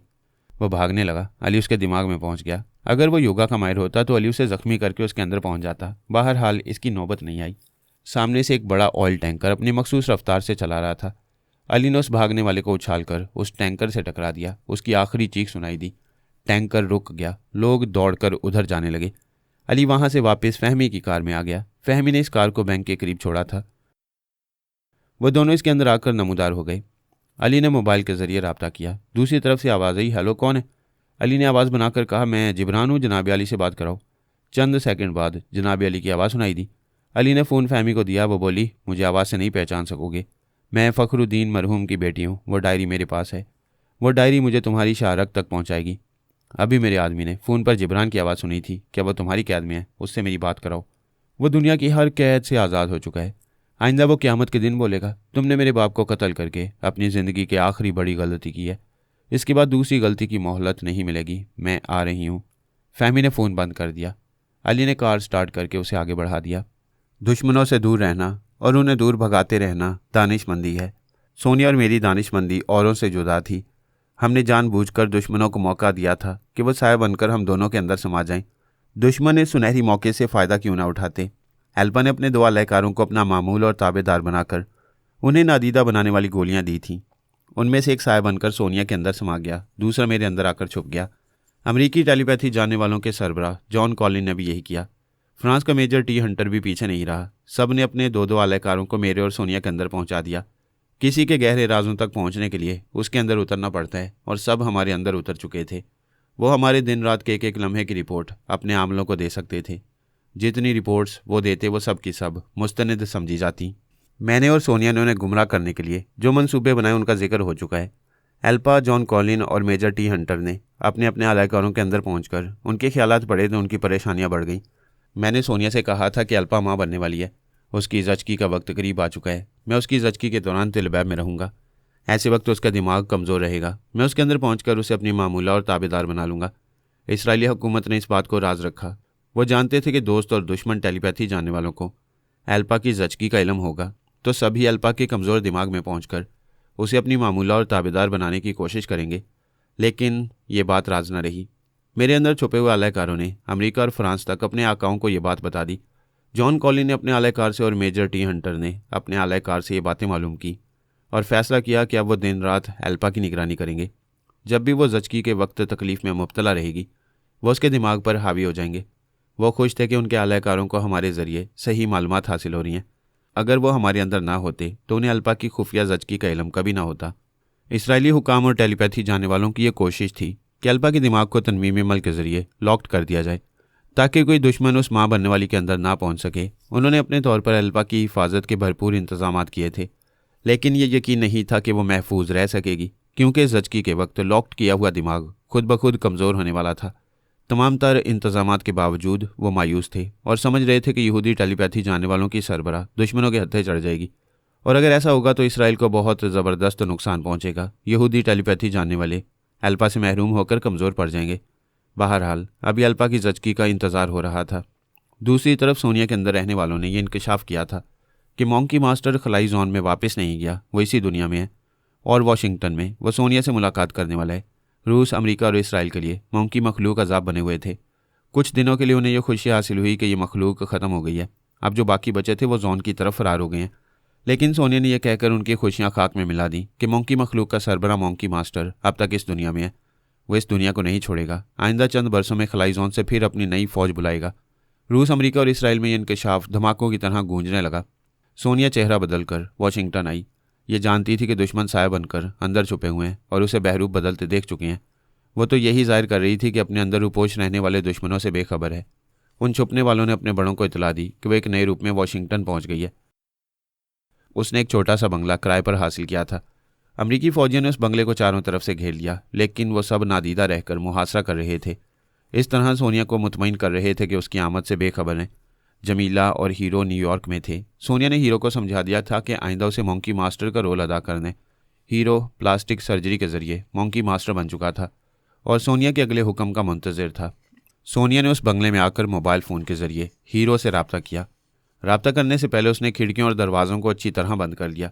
John Colin, major T Hunter और इसराइली टेलीपैथी जानने वाला राइट बॉय उस वक्त ख्यालखानी के जरिए सोनिया के करीब मौजूद थे। अपने आलाकारों के अंदर रहकर सोनिया की हरकतें देख रहे थे और उसकी बातें सुन रहे थे। सोनिया फ़ोन पर हीरो से कह रही थी, हेलो मॉन्की मास्टर, मैं तुम्हारी दोस्त सोनिया बोल रही हूँ। हेलो मैडम, कई दिनों के बाद आपने इस खादिम को याद किया। मास्टर, तुम मेरे खादिम नहीं दोस्त हो। अगर मैं बुरे वक्तों में काम आती हूँ, तुम्हें दुश्मनों से महफूज रखती हूँ, तो इसका मतलब ये नहीं कि तुम मेरे खादिम बन जाओ। हम हमेशा दोस्त रहेंगे। यह आपका बड़ापन है। क्या मैं आपके पास वाशिंगटन आ जाऊँ? हाँ, यहाँ आ जाओ, लेकिन नादीदा बनकर आओ। मेरे बंगले के अंदर आने के बाद नमूदार होकर ठोस जिस्मानी हालत में रहोगे। मैडम, आपकी बातें कोई सुन सकता है? मेरी बातें कोई नहीं सुन सकता। मैंने दरवाज़ों और खिड़कियों को अच्छी तरह बंद किया है। यहाँ मुझे सोनिया की हैसियत से कोई नहीं जानता है। मेरे पीछे जासूस नहीं लगेंगे। कोई दुश्मन मेरे इस नए रूप पर शुबा नहीं करेगा। अच्छा, मैं फ़ोन बंद कर रही हूँ, तुम चले आओ। उसने राब्ता ख़त्म कर दिया। फ़ोन के गुफ्तगू के दौरान मैं सोनिया के अंदर आ गया था। वहाँ जितने दुश्मन छुपे हुए थे वो सोनिया की बातें सुनकर भड़क रहे होंगे। मैंने कहा, ये दुश्मन मेरे और तुम्हारे अंदर छुपकर फ़ायदे से ज़्यादा नुकसान उठा रहे हैं, टेंशन में मुब्तला हो रहे हैं और इनका ब्लड प्रेशर बढ़ रहा है। सोनिया ने कहा, ख्यालखानी के ज़रिए अमरीकी अकाबरीन के पास जाओ और मालूम करो कि मेरे खिलाफ क्या खिचड़ी पकाई जा रही है। आइंदा तुम्हारे पास हमारे कई टेलीपैथी जानने वाले आते जाते रहेंगे। ये दुश्मन तुम्हें धोखे से हलाक करने की कोशिश करेंगे। अगर कामयाब हो जाएंगे तो ये सफाई पेश करेंगे कि तुम मेकअप में थी, तुम्हें सोनिया की हैसियत से नहीं पहचाना गया, तुम्हें नादानिस्तगी में हलाक किया गया था। मैंने फ़ौज के एक आला अफसर के पास पहुँच कर देखा। उसके साथ मज़ीद 4 आला ऑफिसर थे। वो एक कंप्यूटर से मुंसलिक स्क्रीन के सामने थे। स्क्रीन पर अमरीकी टेलीपैथी जानने वालों का सरबरा जॉन कॉलिन नज़र आ रहा था और कह रहा था, मैं अपनी कंप्यूटर की स्क्रीन पर अमरीकी आला हुकाम, आला फ़ौजी अफसरान और अपने टेलीपैथी जानने वाले मातहतों को देख रहा हूँ। मुझे खुशी है कि आप एक अहम मसले पर गुफ्तगू करने के लिए यकजा हुए हैं। एक आला अफसर ने कहा, मिस्टर कॉलिन, हमें यकीन नहीं आ रहा है कि वह शिकस्त खाकर जाने वाला मॉन्की मास्टर अभी तक जिंदा है और हमारी दुनिया में मौजूद है। जॉन कॉलिन ने कहा, अभी सोनिया ने 15 मिनट पहले फ़ोन के ज़रिए मॉन्की मास्टर से गुफ्तगू की है। वो मॉन्की मास्टर आज रात वाशिंगटन पहुंचने वाला है। क्या यहाँ उसे देखते ही गोली नहीं मारी जा सकती? नहीं, वो नादीदा बनकर यहाँ आएगा, फिर सोनिया के बंगले के अंदर नमूदार होकर अपने ठोस जिस्म के साथ रहेगा। कोई बात नहीं, उसे बंगले के अंदर गोली मार जा सकती है। ऐसा करने से सोनिया मोहतात हो जाएगी। वो समझ लेगी कि यहाँ नए रूप में महफूज नहीं है। हम उसे पहचान रहे हैं और उसकी खुफिया रिहाज से वाकिफ़ हैं। एक हाकिम ने तायद की। फिर सोनिया को शुबा हो सकता है कि हमारे आदमी साया बनकर उसके अंदर और आसपास छुपे रहते हैं। सोनिया को कभी शुबा नहीं होना चाहिए। उसकी और फरहाद की मसरूफियात से बाखबर रहने का हमें सुनहरी मौका मिले। हमारे आलाकार उन दोनों के अंदर आइंदा भी छुपे रहेंगे। सवाल यह है, मॉन्की मास्टर का क्या किया जाए? जॉन कॉलिन ने कहा, वो आज रात सोनिया के बंगले में आएगा। मैं उसे करीब से देखकर यकीन करना चाहूँगा कि वाकई वो हमारी दुनिया में बल्कि वाशिंगटन में मौजूद है। जब यकीन हो जाए तो मोहतात अंदाज में फ़ौरी कार्रवाई की जाएगी। जितनी जल्दी मुमकिन होगा उसे हलाक कर दिया जाएगा। सोनिया बहुत अरसे से हमारे खिलाफ मॉन्की मखलूक के लिए सहूलतें फराहम करती रही है, अब भी यही कर रही है। क्या हम इसके खिलाफ कुछ नहीं करेंगे? सोनिया तो अब हमारे शिकंजे में है। हमारे एक आलेकार किसी वक्त भी इसके जिस्म से निकलकर जिस्मानी तौर पर ज़ाहिर होते ही इसे गोली मार सकता है। हमारा मशवरा है एक लम्हा भी ज़ाया किए बगैर इसे गोली मार दी जाए। हमारी जल्दबाजी से हमेशा उसे फ़ायदा पहुंचता है। वो बहुत शातिर है, गोली मारने वाले को जहन्नुम में पहुंचा देगी, फिर तुम्हारी मालूमात का जरिया बनकर नहीं रहेगी। अपने अंदर छुप कर रहने वालों को मक्कारी से निकाल कर हलाक करेगी और हम उसका कुछ नहीं बिगाड़ सकेंगे। बेहतर है हम आज रात मॉन्की मास्टर की मौजूदगी की तस्दीक कर लें। इसके बाद इसी तरह कंप्यूटर के ज़रिए एक दूसरे से रब्ता करें और उस वक्त किसी नतीजे पर पहुँचे कि मॉन्की मास्टर और सोनिया को किस तरह हमेशा के लिए ख़त्म किया जा सकता है। फ़ौज के काल अफसर ने कहा, जस्ट ए मिनट, एक अहम इतला है। न्यूयॉर्क की मिलिट्री इंटेलिजेंस इतला दे रही है कि उन्होंने एक मॉन्की मैन को एक फ्लाइंग कंपनी में देखा था। वो मॉन्की मैन वाशिंगटन आने के लिए एक त्यारा चार्टर्ड कराना चाहता था, लेकिन आर्मी के अफसर और जवानों ने उसे गिरफ्तार कर लिया। वो हेडक्वार्टर से पूछ रहे हैं कि उस मॉन्की मैन को कहाँ पहुँचाया जाए। एक आला अफसर ने कहा, वो वाशिंगटन आने वाला मॉन्की मैन यकीनन मॉन्की मास्टर होगा। मिलिट्री इंटेलिजेंस से कहो मॉन्की मैन या मॉन्की मास्टर की गिरफ्तारी की तशहीर न करें, उसे बड़ी राजदारी से अंडरग्राउंड टॉर्चर सेल में पहुंचा दें। सोनिया और फरहाद वगैरह को उसकी गिरफ्तारी का इल्म नहीं होना चाहिए। ये मेरे लिए चौंका देने वाली खबर थी कि मॉन्की मास्टर या दूसरा कोई मॉन्की मैन गिरफ्तार हो गया। मैंने फ़ौरन हीरो के दिमाग में छलांग लगाई। वाकई वो गिरफ्तार हो चुका था। मैंने पूछा, तुमने फ़रार होने की कोशिश की थी? अभी नहीं की है। मैंने सोचा पहले ये यकीन कर लें कि मैं मॉन्की मास्टर हूँ, फिर इन्हें दौड़ाऊँगा तो ये तमाम उम्र मेरे पीछे दौड़ते रहेंगे। ये तुम्हें अंडरग्राउंड टॉर्चर सेल ले जाने वाले हैं, इनकी आवाज़ सुनाओ। एक अफसर ने खुद ही उससे सवाल किया, तुम इतने दिनों तक कहाँ छुपे हुए थे? कैसी शहर में थे? हाँ, एक गोशे में बैठा अपनी मॉन्की कौम की तबाही का मातम कर रहा था। दूसरे अफसर ने पूछा, तुम वाशिंगटन क्यों जा रहे हो? वाशिंगटन दारुल सल्तनत है, वहाँ बैठकर पूरे अमेरिका पर बल्कि दुनिया पर हुकूमत की जाती है। मैं वहाँ बैठकर हुकूमत करने जा रहा हूँ। मिलिट्री इंटेलिजेंस वाले इस बात पर कह के लगाने लगे। मैं उनके अफसरों के अंदर झांकने लगा। जॉन कॉलिन उनमें से एक अफसर के अंदर था। उसने अफसर के ज़रिए पूछा, क्या तुम मॉन्की मैन हो? हीरो ने कहा, अच्छा तो मुझे पहचान गए हो? हालांकि मैंने अपने चेहरे पर थोड़ी सी तब्दीली की है। जब पहचान गए हो तो तस्लीम कर रहा हूँ, मैं मॉन्की मास्टर हूँ। जॉन कॉलिन ने कहा, इसे अच्छी तरह शिकंजे में रखो, मैं आ रहा हूँ। हीरो ने कहा, तुम क्यों आ रहे हो? आराम से बैठो, मैं आ रहा हूँ। ये कहते ही वो नादीदा हो गया। दोनों कलाइयों में जो हथकड़ियाँ थी वो फर्श पर गिर पड़ी, क्योंकि हथकड़ियों के अंदर रहने वाली कलाइयाँ भी साया बन गई थी। वो अफसरान और दूसरे जासूस हैरानी से उठकर खड़े हो गए, इधर उधर आंखें फाड़ फाड़ कर देखने लगे। जॉन कॉलिन ने गुस्से से पूछा, क्या तुम लोग नहीं जानते थे कि खलाई मखलूक के पास नादीदा बनाने वाली गोलियां रहती हैं? तुम्हें मॉन्की मास्टर की तलाशी लेनी चाहिए थी। हमने उनके मुतल्लिक बहुत कुछ सुना है, लेकिन आंखों से पहली बार एक मॉन्की मैन को गायब होते देखा है। अब उस मॉन्की मैन को नमूदार होते भी देख लो। उन्होंने आवाज़ की सिमत देखा। हीरो एक कुर्सी पर आराम से बैठा हुआ था और कह रहा था, अगर बहुत कुछ देखना और समझना चाहते हो तो वॉशिंगटन चलो, क्योंकि मैं उस फ्लाइंग कैप्सूल के ज़रिए 15 या 20 मिनट में वहाँ पहुँच जाऊँगा। चलो चलो वॉशिंगटन चलो। जॉन कॉलिन ने उसे बातों में मसरूफ़ समझकर एक आलाकार के ज़रिए उसका निशाना लिया और गोली चला दी। इससे पहले ही वो नज़रों से ओझल हो गया। पीछे से एक मुसल्ला अफसर उसे दबोचने आ रहा था। हीरो के हिस्से की गोली उसे लगी। वो चीख मारकर फर्श पर गिरा, फिर तड़प कर ठंडा पड़ गया। हीरो दूसरी बार नज़र नहीं आया। उसकी आवाज़ सुनाई दी, हमला करने से पहले आगे पीछे अपने आदमियों को देख लिया करो, तुम्हारा टेलीपैथी जानने वाला गधा है। उसने एक अच्छे अफसर की जान ले ली। जॉन कॉलिन ने कहा, मॉन्की मास्टर हम तुमसे बात करना चाहते हैं। मैं वाशिंगटन आ रहा हूँ, बातें ज़रूर होंगी। मैं एक चार्टर्ड तैयारे में आराम से जाना चाहता हूँ। अब फ्लाइंग कैप्सूल के ज़रिए तेज़ हवाओं से गुजरना होगा। जॉन कॉलिन ने कहा, मैं अभी तुम्हारे लिए एक तैयारा रिज़र्व करा देता हूँ, तुम आराम से आ सकोगे। आराम से सफ़र करने के लिए जिस्मानी तौर पर तैयारे में रहूँगा और तैयारे के जिस हिस्से में रहूँगा उधर किसी को आने की इजाज़त नहीं दूंगा। जो भी आएगा उसे देखते ही गोली मार दूंगा। तैयारे के उस मखसूस हिस्से में कोई नहीं जाएगा। तुम फ्लाइंग क्लब जाओ, तुम्हारे लिए तैयारा वहीं तैयार रहेगा। जॉन कॉलिन के हुक्म पर फ़ौरन एक तैयारा हीरो के लिए रिजर्व किया गया। उसे रनवे पर लाकर खड़ा किया गया। हीरो फ्लाइंग कंपनी के तमाम अमले को चेक नहीं कर सकता था। मैंने ख्याल ख्वानी के जरिए मालूम किया। जॉन कॉलिन ने एक आदमी के जरिए एक रिमोट कंट्रोलर बॉम्ब तैयारे में रखवा दिया। ये कोशिश की गई थी कि हीरो इस जानलेवा बॉम्ब से बेखबर रहे। वो तैयारा आधे घंटे तक रनवे पर खड़ा रहा। एक अफसर माइक और स्पीकर के जरिए कहता रहा, मॉन्की मास्टर से गुजारिश है कि वो तैयारे में अपनी मौजूदगी जाहिर करे ताकि परवाज़ की जा सके। आधे घंटे बाद मिलिट्री इंटेलिजेंस का एक अफसर तैयारे के अंदर गया। जिस शख्स ने रिमोट कंट्रोलर को छुपा रखा था, मैंने उसके जरिए उसके बटन को दबाया। यकलख्त एक ज़बरदस्त धमाका हुआ और तैयारे के पर खच्चे उड़ गए। पायलट के साथ इंटेलिजेंस का अफसर भी नाबूद हो गया।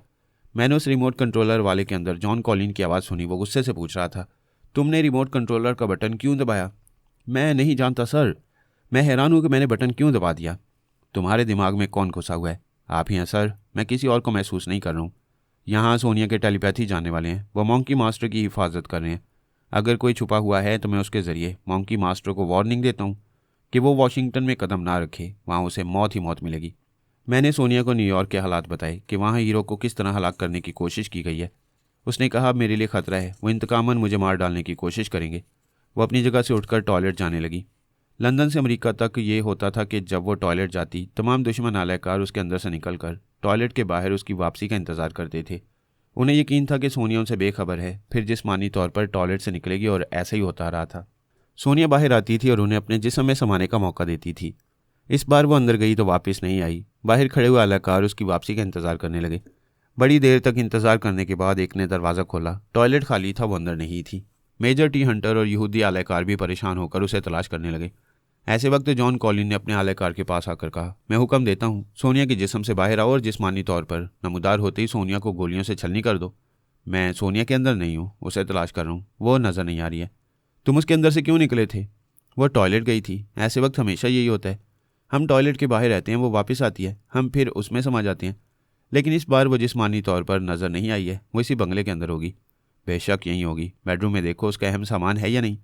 उसने देखने के बाद कहा, यस सर, सामान मौजूद है। वो शायद बंगले से बाहर का जायज़ा लेने गई है। ठीक है, उसका इंतज़ार करो। जॉन कॉलिन दिमागी तौर पर कंप्यूटर के सामने हाजिर हो गया। उसने कंप्यूटर को ऑन किया। उससे मुंसलिक स्क्रीन पर वहाँ के चंद आला हुकाम नजर आने लगे। दूसरी स्क्रीन पर फौज के आला अफसरान दिखाई दे रहे थे। एक आला अफसर ने कहा, मिस्टर कॉलिन, अभी मैडम सोनिया ने मुझसे बात की थी। उसने कहा है वो यहाँ के गवर्नर के साथ रहेगी। हम उसे अपनी अपनी कंप्यूटर स्क्रीन पर देख सकेंगे और उससे अहम बातें कर सकेंगे। दूसरे आला अफसर ने पूछा, मिस्टर कॉलिन, मॉन्की मास्टर की क्या रिपोर्ट है? वो नादीदा बनकर फरार हो गया। ये गैर जिम्मेदारी की बदतरीन मिसाल है। क्या उसे गिरफ्तार करने वाले ये भी नहीं जानते थे कि मॉन्की मास्टर के पास नादीदा बनाने वाली गोलियां? इंतहाई गैर जिम्मेदारी का सबूत दिया गया है। इस सिलसिले में बहस करने से कुछ हासिल नहीं होगा। वह मॉन्की मास्टर इस शहर में किसी वक्त भी पहुंचने वाले। जिस स्क्रीन पर आला हुकाम नजर आ रहे थे वहां से मॉन्की मास्टर की आवाज़ सुनाई दी, मैं यहाँ पहुंच चुका हूँ। तमाम आला अफसरान अपने आसपास देखने लगे। हीरो उर्फ मॉन्की मास्टर ने कहा, मैं कैसे नजर आऊँ? नजर आते ही मुझे गोली मार दी जाएगी। एक आला हाकिम ने कहा, हम सब यहाँ निहत्ते हैं। मुसल्लह सिक्योरिटी गार्ड इस कमरे के बाहर हैं। तुम नजर आओ, यहाँ तुम पर कोई हमला नहीं करेगा। तुम्हारे जॉन कॉलिन ने भी यही कहा था कि त्यारे में मेरे करीब कोई नहीं आएगा, लेकिन उसने त्यारे में बॉम्ब रखकर मुझे मार डालना चाहा। लेकिन यहाँ हम हैं, इस मुल्क के हुक्मरान हैं। अगर तुम पर हमला होगा तो हम पर भी हमला होगा। प्लीज़ जाहिर हो जाओ, हम ज़रूरी बातें करना चाहते हैं। फिर वो दूसरी आवाज़ सुनकर चौंक गए। मैं सोनिया बोल रही हूँ। एक ने हैरानी से पूछा, मैडम आप यहाँ कैसे? वो बोली, लंदन में कॉन्फ्रेंस के दौरान मैंने और फरहाद ने कहा था कि अपनी दुनिया को खलाई मखलूक के हमलों से महफूज रखने के लिए हम सबको मुत्तहिद रहना पड़ेगा, और मुत्तहिद रहने की बुनियादी शर्त यह है कि हम आपस की दुश्मनी भूल जाएं। एक हाकिम ने कहा, हम तो भूल चुके हैं, लेकिन आप मॉन्की मास्टर की सूरत में यह साबित कर रही हैं कि आप पहले की तरह हमसे दुश्मनी कर रही हैं। मैं तुम्हारे इस इल्ज़ाम का जवाब दूंगी। पहले हमारी बातें याद करो। हमने कॉन्फ्रेंस में तकरीर के दौरान कहा था कि इत्तेहाद के पर्दे में इस्लाम दुश्मनी ना की जाए। अगर की जाएगी तो हम दोस्ती भूलकर दुश्मनी शुरू कर देंगे। आप क्या कहना चाहती हैं? क्या हम दुश्मनी कर रहे हैं? क्या तुमने हमें इतना नादान समझा है कि तुम्हारे जासूस हमारे अंदर साए बनकर रहेंगे और हम उनसे बेखबर रहेंगे? तुम लोग लंदन में दोस्ती और इत्तेहाद के लिए कॉन्फ्रेंस कर रहे थे और दरे पर्दा अपने आलयकारों को नादीदा बनाकर हमारे अंदर छुपा रहे थे।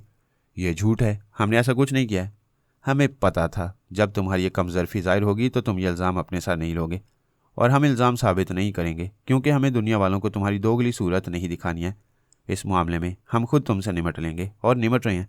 मैडम, दुश्मनी पहले आपने की है। आपने हमारे खिलाफ मॉन्की मास्टर को यहाँ छुपा रखा था। आपने कॉन्फ्रेंस में सच क्यों नहीं कहा कि मॉन्की मास्टर को हमारे खिलाफ हथियार के तौर पर इस्तेमाल करने वाली हैं? मैंने मॉन्की मास्टर को कहीं नहीं छुपाया। ये खलाई जोन में जा चुका था। जब मैंने और फरहाद ने देखा कि जॉन कॉलिन, एल्पा और मेजर टी हंटर के भेजे हुए साए हमारे साथ दिन रात रिहाइश इख्तियार कर रहे हैं, हमारे अहम राज अपने अपने आकाओं तक पहुंचा रहे हैं, तो फिर हमने दुश्मनी का आगाज़ किया। हमने कल मॉन्की मास्टर से रब्ता किया और सिग्नल कोड्स के ज़रिए से कहा था कि ये फिर आर्जी तौर पर हमारी दुनिया पर आए, ताकि तुम सबको मालूम हो और यकीन आ जाए कि मैं जब चाहूँ खलासे हज़ारों की तादाद में मॉन्की फ़ौज बुला सकती हूँ। थोड़ी देर तक खामोशी रही। कोई जवाब में कुछ बोल ना सका। फिर जॉन कॉलिन ने कहा, आपकी बातों से ये मालूम हुआ कि मॉन्की मखलूक हमारी दुनिया में नहीं है, लेकिन आपकी एक कॉल पर यहाँ आ सकती है। जैसा कि मॉन्की मास्टर है। हीरो ने कहा, मैं और मेरी पूरी बरादरी मैडम की ताबेदार है। अगर मैडम को कोई तकलीफ पहुंचाएगा तो हम उसे अजाब में मुब्तला करने ज़मीन पर आ जाएंगे। इसका मतलब यह है कि मॉन्की मखलूक यहाँ ना होते हुए भी मैडम की सूरत में मौजूद रहेगी। सोनिया ने कहा, मैंने पहले भी सीधी सी बात की थी, अब भी वही कहती हूँ कि इस्लाम दुश्मनी ना करो। तुमने, रूस ने और इसराइल ने यह मंसूबा बनाया कि बाबा साहब के दायरे के अहम राजों तक पहुँचोगे, लेकिन उससे पहले मुझे और फरहाद को ख़त्म करोगे। हम ऐसे किसी मंसूबे में रूस और इसराइल के साथ शरीक नहीं हैं।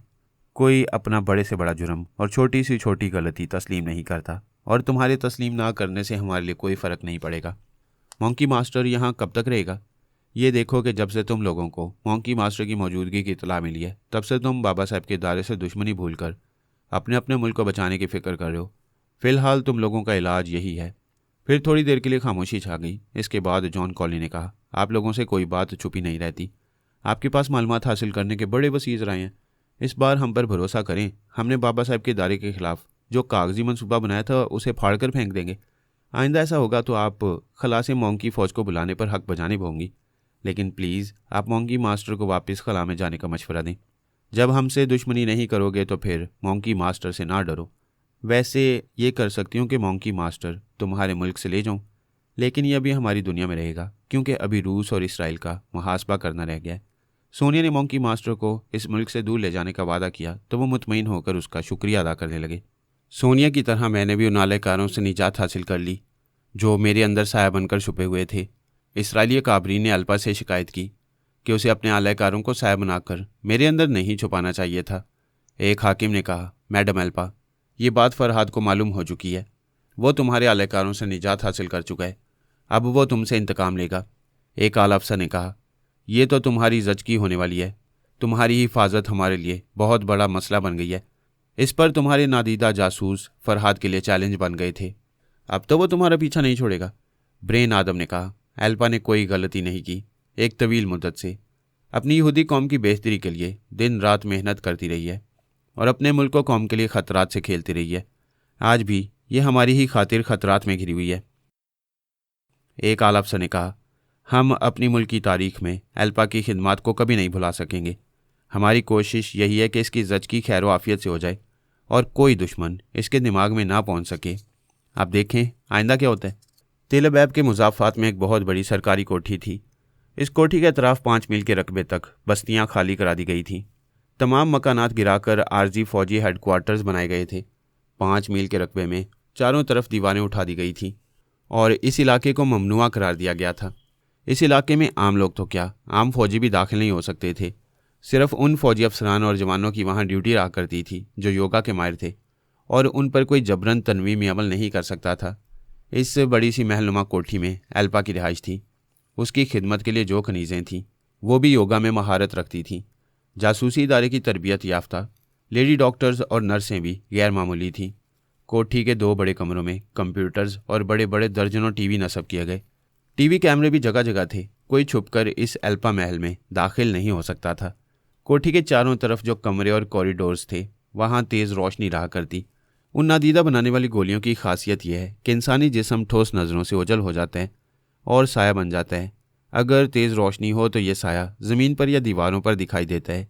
नादीदा बनने वाली मामूली रोशनी में आसानी से अपने साए को छुपा लेते थे, लेकिन अल्पा महल में यह नामुमकिन था। अल्पा और उसके जितने टेलीपैथी जाने वाले मातहत थे वह तमाम फ़ौजियों के अंदर जाकर सूरत हाल से आगाह हो सकते थे।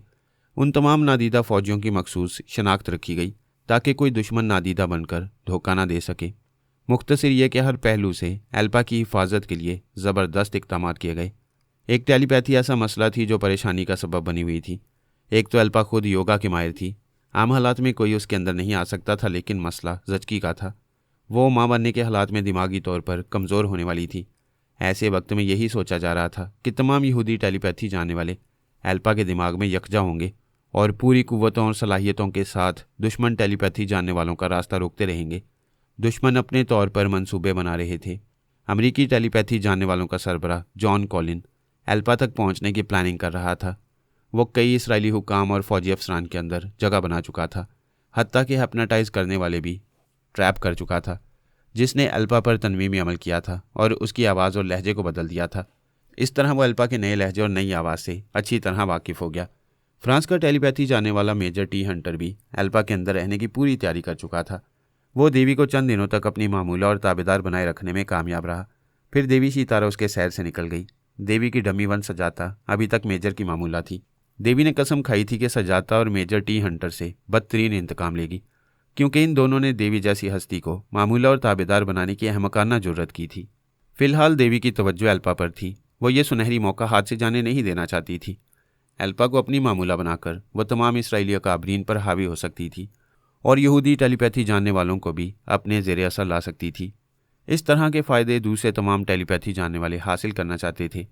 रूसी बेचारे टेलीपैथी से महरूम थे। कभी मास्कमैन के ज़माने में वहाँ भी ख्याल ख्वानी करने वाले हुआ करते थे। जब से ईवान रास्का यानी मौजूदा साजिद अली गुलामी की जंजीरें तोड़कर पाकिस्तान आया, तब से रूस में मास्कमैन का ओहदा भी ख़त्म हो गया था और वह मुल्क टेलीपैथी जानने वालों से भी महरूम हो गया। वैसे रूसिया भी कुछ ऐसे मंसूबों पर अमल कर रहे थे जिनके नतीजे में कामयाबी होती तो उनके पास भी ख्याल ख्वानी करने वाले खासी तादाद में जमा हो जाते। वैसे ये बात की बातें थीं। अब ये अल्पा सभी की मुश्तरका टारगेट बनी हुई थी। वो अल्पा महल में इसलिए रखी गई थी कि उसे अगर कोई अपनी मामूला बना लेता तब भी उसे इस महल से ना ले जा पाता। कोई दुश्मन उसे सहरजदा करके महल से बाहर ले जाना चाहता तो नादीदा मुसल्लह फौजी उसे रोक सकते थे। यूं अल्पा आर्जी तौर पर दुश्मनों के ज़ेरे असर रहती, फिर उसे रफ्ता रफ्ता दुश्मनों के शहर से निकाला जा सकता था। सिर्फ चंद माह में वह फिर मुहब्बे वतन टेलीपैथी जानने वाली खुद सर अल्पा बन जाती। वह नहीं चाहते थे कि अल्पा को जिस्मानी तौर पर अगवा किया जाए और कोई उसे अपने पास कैदी बनाकर रखे, इसलिए उसे अल्पा महल में मुस्तकिल रखने के लिए ज़बरदस्त इंतजाम किए गए। आखिर इंतज़ार की घड़ियां ख़त्म हो गईं। उसकी ज़चकी का दिन आ गया। वह सुबह से तकलीफ़ में मुब्तला थी। फिर तकलीफ़ बढ़ने लगी, दिमाग कमज़ोर होने लगा।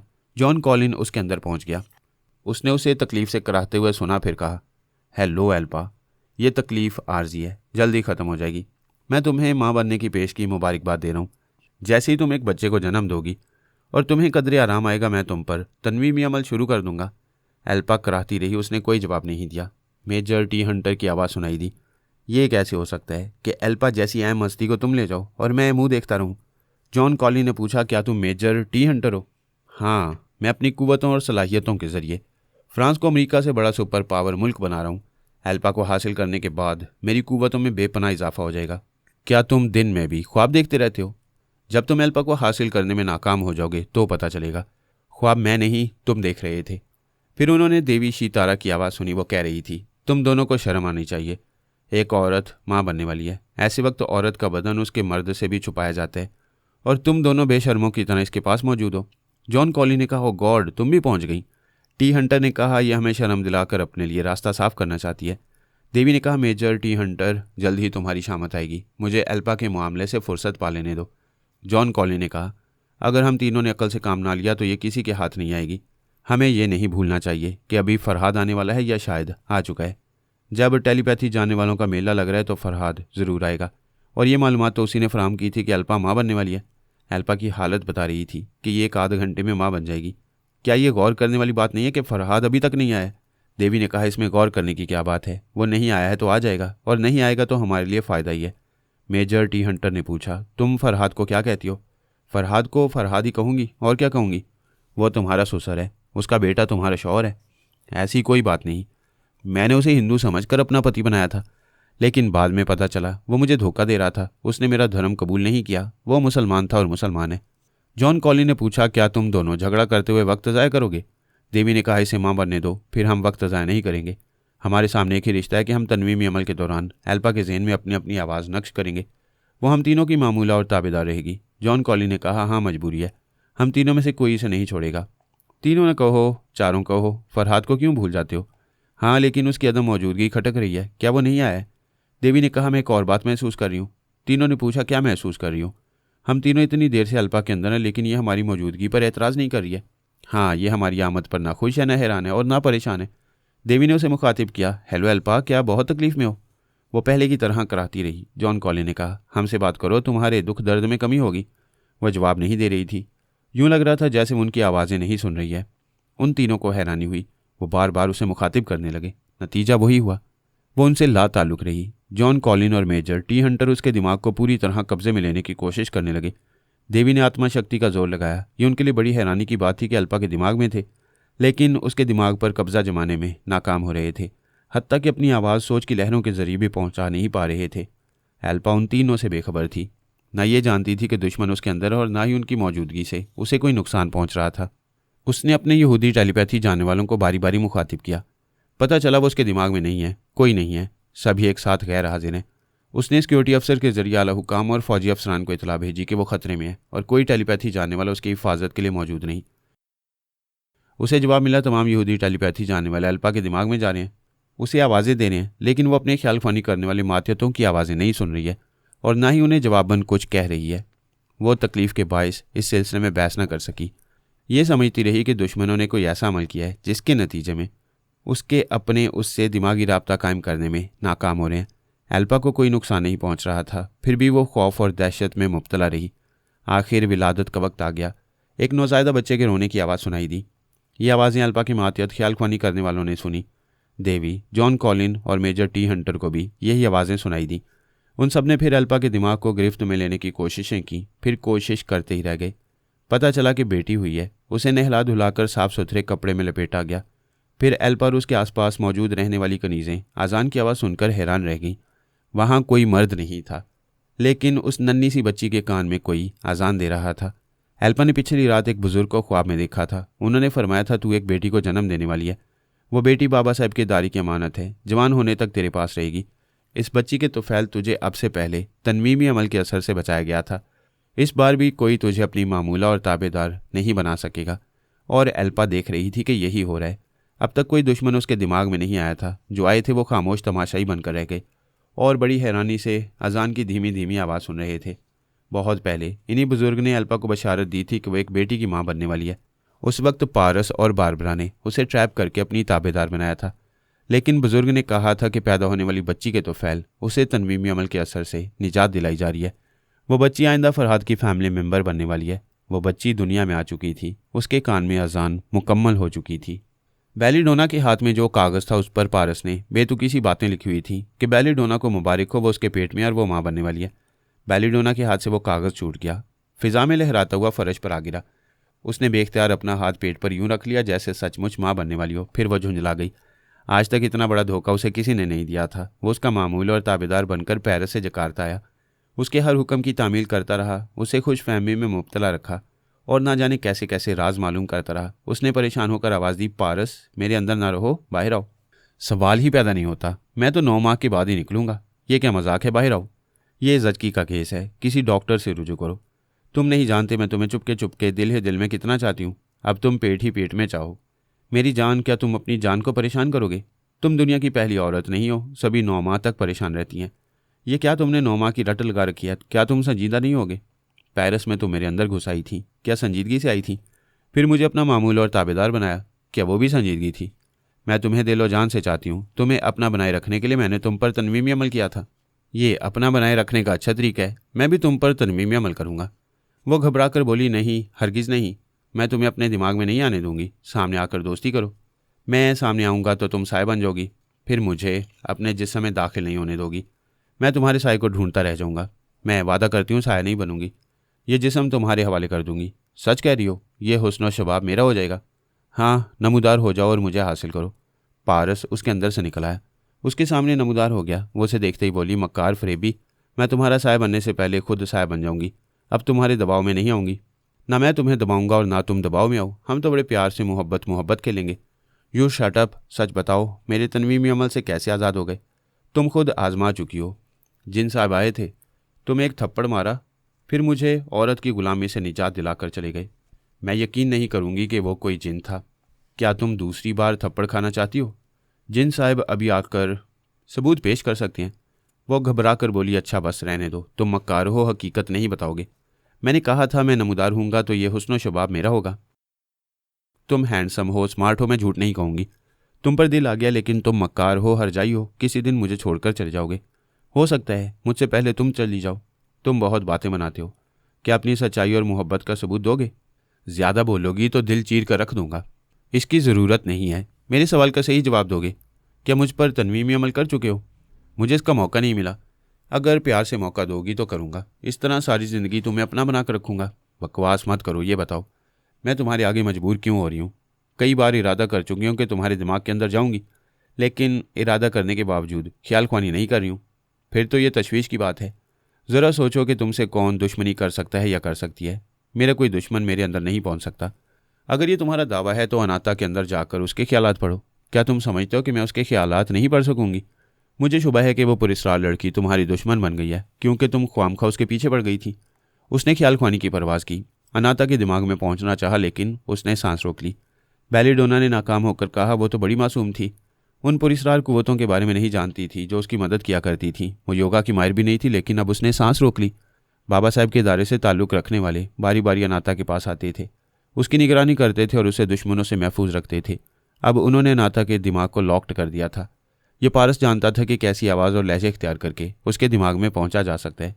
पारस ने बेलीडोना के अंदर आकर अनाता की आवाज़ और लहजे में कहा, हेलो बेलीडोना, तुम अभी मेरे अंदर क्यों आई थी?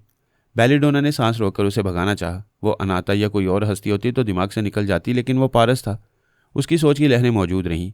पारस ने अनाता की आवाज़ और लहजे में कहा, तुम मेरे अंदर आया करती थी, मैंने कभी एतराज़ नहीं किया। आज से मैं भी आया करूंगी, तुम भी एतराज़ ना करो। बकवास मत करो, यहाँ से चली जाओ। डांटने से बच्चे सहम कर भागते हैं, मैं बच्ची नहीं हूँ। क्या तुमने मुझ पर अमल किया है? मैं हमेशा अच्छे अमल करती रहती हूँ। अपने अच्छे अमल से तुम्हें भी गलतियों से बचाना चाहती हूँ। तुम कौन होती हो मुझे गलतियों से बचाने वाली? ठीक है, आइंदा नहीं बचाऊंगी। तुमने मेरे दिमाग में आकर मेरे बहुत से राज मालूम किए होंगे। तुम्हारे दिमाग में कचरा बहुत है, इसलिए मैंने सिर्फ 2 ही राज मालूम किए हैं। कौन से 2 राज? एक तो ये कि तुम सुल्तान साले की बेटी सालिया बनकर यहाँ रहती हो, और उसकी अपनी बेटी सालिया अमेरिका में तुम्हारी कैदी बनकर रहती थी। बेलीडोना ने कहा, रहती थी नहीं, अब भी वो मेरी कैदी है। यह सुनकर मायूस हो जाओ कि वो कैद से आज़ाद हो चुकी है। क्या बकवास कर रही हो? उसने फ़ौरन ही ख्याल ख्वानी की परवाज़ की। वो सालिया के अंदर पहुंचकर उसके कैदी होने का यकीन करना चाहती थी, लेकिन उसने सांस रोक ली। उसने हैरान होकर फिर सालिया के अंदर पहुंचना चाहा, मगर वो फिर नाकाम हो गई। उसने सालिया पर तनवीर में अमल करके उसे एक मामूली मियाँ बीवी की निगरानी में रखा था। वो उन मियाँ बीवी के अंदर पहुंची। उनके ख्यालात से पता चला कि वो सालिया की गुमशुदगी से परेशान है और उसे तलाश कर रही हैं। उसने पूछा, वो कैसे गुम हो गई? तुमने उसे बाहर क्यों जाने दिया? हम नहीं जानते कि हम 10 बजे सुबह तक कैसे सोते रहे, जबकि हम सुबह 5 बजे बेदार हो जाते हैं। जब उठकर देखा तो मकान का दरवाज़ा खुला हुआ था और वो नहीं थी। उसने परेशान होकर अनाता से पूछा, सालिया कहाँ है? जहाँ भी है महफूज है और इज़्ज़त व आबरू से है। तुम्हें मुझसे क्या दुश्मनी है? तुम्हें मुझसे क्या दुश्मनी थी? तुम जब चाहती थी मेरे दिमाग में घुस आती थी। क्या ये तुम्हारे बाप का दिमाग है? मेरे पुरस्कार होने का राज मालूम करने के लिए बाउली हो रही थी। अब मालूम करो। पहले तुम्हें कमतर समझती थी, किसी कमतर से दोस्ती नहीं की जाती, लेकिन अब तुम मेरे बराबर हो, मैं दोस्ती करना चाहती हूँ। तुम बराबरी की बात ना करो, मेरे दिमाग में नहीं आ सकती। मैं तुम्हारे अंदर हमेशा आ सकती हूँ, इसलिए तुम कमतर हो और कमतर से दोस्ती नहीं की जाती। तुम मेरी तौहीन कर रही हो, मुझे बर्दाश्त करना ही होगा। इतना बता दो, क्या सालिया को यहाँ लाकर उसे सुल्तान की बेटी और मुझे फ्रॉड जाहिर करोगी? अभी ऐसा इरादा नहीं है, मुझे एक ख़ास मुद्दत तक इंतज़ार करना है। तुम एक ख़ास मुद्दत तक किस बात का इंतज़ार कर रही हो? ये इंतज़ार तुम्हारे दूसरे राज के सिलसिले में है। हाँ, तुमने कहा था मेरे 2 राजों से वाकिफ़ हो। एक राज तो सालिया का है, उसे तुमने मुझसे छीन लिया। दूसरा राज कौन सा है? वो ख़जाने का राज है। ख़जाने का राज? बेलीडोना ने अनजान बनकर पूछा, कौन सा ख़जाना? तुम किस ख़जाने की बात कर रही हो? वही जो जजीरा साऊ में है। ओ गॉड, तुमने मेरे चोर ख्यालात पढ़कर ये राज मालूम किया है, और ये भी मालूम किया है कि उस ख़जाने तक पहुंचना और उसे हासिल करना दुश्वार है। इसमें एक खासा वक्त लगेगा, लेकिन तुम्हारे ये साथी अगर मेरा साथ देगा तो मैं चंद दिनों में वो ख़जाना हासिल कर लूँगी। क्या तुम पारस को भी ट्रैप कर रही हो? हाँ, फांस रही हूँ, मगर ये फंस नहीं रहा है। मैं अब तक इस पर 2 बार तनवीमी अमल कर चुकी हूँ। ये चंद घंटों के लिए मामूल बनता है। जब ताबेदारी का वक्त आता है तो मेरे शहर से निकल जाता है। बेलीडोना ने खुश होकर कहा, इसका दिमाग कुछ गैर मामूली है। मैं भी इसे मामूल और ताबेदार ना बना सकी, इसलिए इसे अपना यार बना रही हूँ। ये मुझे भी तुम्हारे तनवीमी अमल के शहर से निजात दिलाएगा। ये कहते हुए बेलीडोना ने पारस की तरफ देखा। वो बैठे बैठे सो रहा था, यानी सोने के बहाने अनाता बनकर उसके दिमाग में इतनी देर से बोल रहा था। बेलीडोना ने उसके शाने पर हाथ रखकर उसे आवाज़ दी, पारस। वो नींद में बोला, हाय अनाता, इतनी मोहब्बत से आवाज़ ना दो। मैं तुम्हारी नहीं, बेलीडोना की जुल्फ़ों का असीर हूँ। हालांकि बेलीडोना की जुल्फ़ें बॉयकट हैं। पारस, मैं बोल रही हूँ, उठो। उसने हड़बड़ाकर आंखें खोल दी, फिर कहा, सॉरी, तुम ख्याल ख्वानी में मसरूफ़ हो गई थी, इसलिए मैंने सोचा मौके से फ़ायदा उठाकर सो जाना चाहिए। तुमने दुरुस्त कहा था, अनाता मुझसे दुश्मनी कर रही है, इस वक्त भी मेरे अंदर मौजूद है। उससे कहो मेरे पास आए, मैं उसे समझाऊंगा कि तुम मेरी वो हो, मुझसे बहुत वो करती हो, लिहाजा तुम्हें वो ना करे। क्या वो कर रहे हो? प्लीज़, जिस तरह तुम तनवीम अमल के सैर से निजात हासिल कर लेते हो, उसी तरह मुझे अनाता के सैर से निजात दिलाओ। तुम देख चुकी हो जिन साहब ने मेरी कमर पर लात मारी थी, और मैं चश्मे ज़दन में तुम्हारे तनवीमी अमल की गिरफ्त से निकल गया। अनाता ने 2 बार चुपके से मुझ पर अमल किया था। 2 बार जिन साहब ने लातें मारी थी और मैंने अनाता से भी निजात हासिल कर ली थी। वो बोली, यानी तुम 3 बार लातें खा चुके हो। मजबूरी है, जिन्नात का ये दस्तूर है, वो लातें मारकर मुश्किलें आसान करती हैं, तुम सोच लो। वो परेशान होकर बोली, क्या लात ज़ोर से लगती है? भाई लात इंसान की तो नहीं है, एक जिन की है। 14 तबक रोशन हो जाती हैं। फिर भी जिन साहब औरत से तो रियायत करेंगे। औरत उनकी कमज़ोरी है, वो तो उसे और दिलो जान से लात रसीद करती हैं। नहीं, मैं तो मर जाऊंगी, मुझे किसी दूसरी तरह नाता से निजात दिलाओ। मैं और कोई रास्ता नहीं जानता हूँ, तुम अच्छी तरह सोच लो, जल्दी नहीं है। जब यह नाता से निजात हासिल करना चाहो, मैं जिन साहब की खिदमत पेश कर दूंगा। उसने फ़िक्र में मुब्तला होकर अनाता को आवाज़ दी, क्या तुम मौजूद हो? उसे जवाब नहीं मिला। उसने दोबारा मुखातिब किया, फिर कहा, शायद चली गई है, और अगर छुपी होगी तो मैं उसका क्या बिगाड़ लूँगी। फ़िक्र करने से मसला हल नहीं होता। अपना ध्यान बटाने के लिए मुझसे प्यार भरी बातें करो। बकवास मत करो, मेरा बहुत नुकसान हो रहा है। उसने मेरे अंदर रहकर ख़जाने का राज मालूम कर लिया। पारस ने कहा, हाँ याद आ रहा है, अनाता मुझे अपना मामूल बनाकर कह रही थी कि मैं उसके साथ जजीरा साओ जाऊँगा। वो मेरी मदद से सदियों पुराना ख़जाना हासिल कर सकती है। क्या तुम अनाता की मदद करोगे? तुम भी हसीन हो और अनाता भी कुछ कम नहीं है। अभी मैंने फ़ैसला नहीं किया है। शायद तुम में से जो जीत ले वही मुझे पाले। एक हरजाई जैसी बातें न करो, तुम उस पर थूकोगे भी नहीं। बिल्कुल नहीं, वैसे भी अच्छी चीज़ पर थूकना नहीं चाहिए। वो झुंझलाकर बोली, तुम उस पर थूकोगे? इसके लिए करीब जाना होगा। जाऊं? बकवास मत करो, काम की बातें करो। कोई ऐसी तदबीर करो कि अनाता उस खजाने की तरफ कभी ना जा सके। तुम उस खजाने को अहमियत क्यों दे रही हो, जबकि हम टेलीपैथी जानने वालों के कदमों में सारी दुनिया की दौलत आ सकती है? वो तारीखी खजाना है, हज़ारों साल पुराना है। उस खजाने में ऐसे हीरे जवाहरात हैं जिन्हें आज की दुनिया देखे तो हैरान रह जाए। उसे हासिल करने में दुश्वारी क्या है? अनाता ने मेरे चोर ख्यालात पढ़े हैं। उसने तुम्हें बताया होगा कि उस खजाने तक पहुंचने में मुश्किलात क्या हैं। अनाता ने मुझे नहीं बताया था। मुझे कहा था जब हम जजीरा साऊ के महल में पहुंचेंगे तो वो मुझे बताएगी। प्लीज़ तुम मुझे बता दो। सारी दुनिया में ये मशहूर है कि ज़मीन में दबे हुए खजाने पर सांप पहरा देते हैं, लेकिन साऊ के खजाने पर सांप नहीं है। फिर परेशानी क्या है? वो खजाना महल के तय खाने में है। उस तय खाने में जाने वाले फिर वापस नहीं आते। जो उन्हें वापस लाने जाता है वो भी नीचे जाकर हमेशा के लिए गुम हो जाता है। पारस ये बातें चोर ख्यालात पढ़कर मालूम कर चुका था। बेलीडोना ने एक शख्स पर तनमीमी अमल करके उसे अपना मामूल बनाकर उस तहखाने में भेजा था और उसके दिमाग में रहकर वहाँ के हालात मालूम करती रही थी। जब उस आलेकार ने तहखाने में कदम रखा तो उसे सोने की ईंटों और आंखों को चकाचौंध कर देने वाले हीरे जवाहरात नजर आए। वहाँ उसे कोई रोकने टोकने वाला नजर नहीं आया, लेकिन जब उसने एक जगमगाते हुए हीरे को उठाना चाहा तो वह हीरा खुद ही बड़ी तेजी से आकर उसकी पेशानी पर लगा और यूं लगा जैसे बंदूक की गोली लगी है। वह चकरा कर गिर पड़ा। उस हीरे की चोट से पेशानी पर गड़ा पड़ गया। बेलीडोना ने उसे टेलीपैथी के जरिए संभाला। उसे हुक्म दिया कि हीरे जवाहरात एक बैग में भरकर फौरन ऊपर जाए। वो हुक्म की तामील करना चाहता था, लेकिन सोने की ईंटें अपनी जगह से उठ उठकर तेजी से आकर उसके सर, मुंह और जिस्म के दूसरे हिस्सों पर लगने लगी। ऐसा लग रहा था जैसे वहाँ नादीदा पहरेदार हैं। वो दिखाई ना देने वाले उसे ईंटों से मार रहे थे। वो चीखें मारता हुआ जीने की तरफ भागने लगा ताकि सीढ़ियाँ चढ़कर ऊपर जा सके, लेकिन किसी ने उसके मुंह पर किसी चीज़ से ज़रब लगाई। वो उलटकर गिर पड़ा और तकलीफ की शिद्दत से तड़पने लगा, लेकिन उसके मुंह और जिस्म पर जोरदार ज़रबें पड़ती रहीं, हत्ता कि मार खाते खाते उसका दम निकल गया। बेलीडोना को एक आलाकार की मौत से कोई नुकसान नहीं पहुंचा, बल्कि अहम मालूमात हासिल हुई। उसने दूसरी बार दूसरे आलाकार को एक गोली दी। वह तहखाने में कदम रखते ही गोली निकलकर नादीदा हो गया। तहखाने में हर जगह घूमने लगा। वो ख्याल खोनी के जरिए बोली, वहाँ जो नादीदा पहरेदार है उनके लिए तुम भी नादीदा बन गए हो। वह तुम पर कातिलाना हमला नहीं कर सकेंगे। आलाकार ने पूछा, मैडम मुझे क्या करना चाहिए? अपने लिबास में छुपाया हुआ बैग निकालो, उसमें हीरे जवाहरात भर दो। इस तरह जब कोई चीज़ तुम्हारी तरफ आए तुम नादीदा बन जाना। उसने आसपास देखा, फिर गोली उगलकर अपनी दाढ़ में दबा ली। वो साया बनकर हीरे मोती उठा नहीं सकता था। उठाने के लिए ठोस जिस्म लाजमी था, इसलिए वो तहखाने में नमूदार हो गया।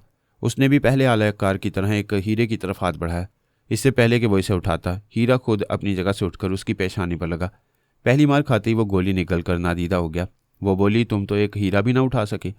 यह खजाना कुछ इस तरह हासिल करो कि एक एक हीरे, एक एक मोती को उठाते जाओ और फौरन नादीदा होते रहो। उसने यही किया।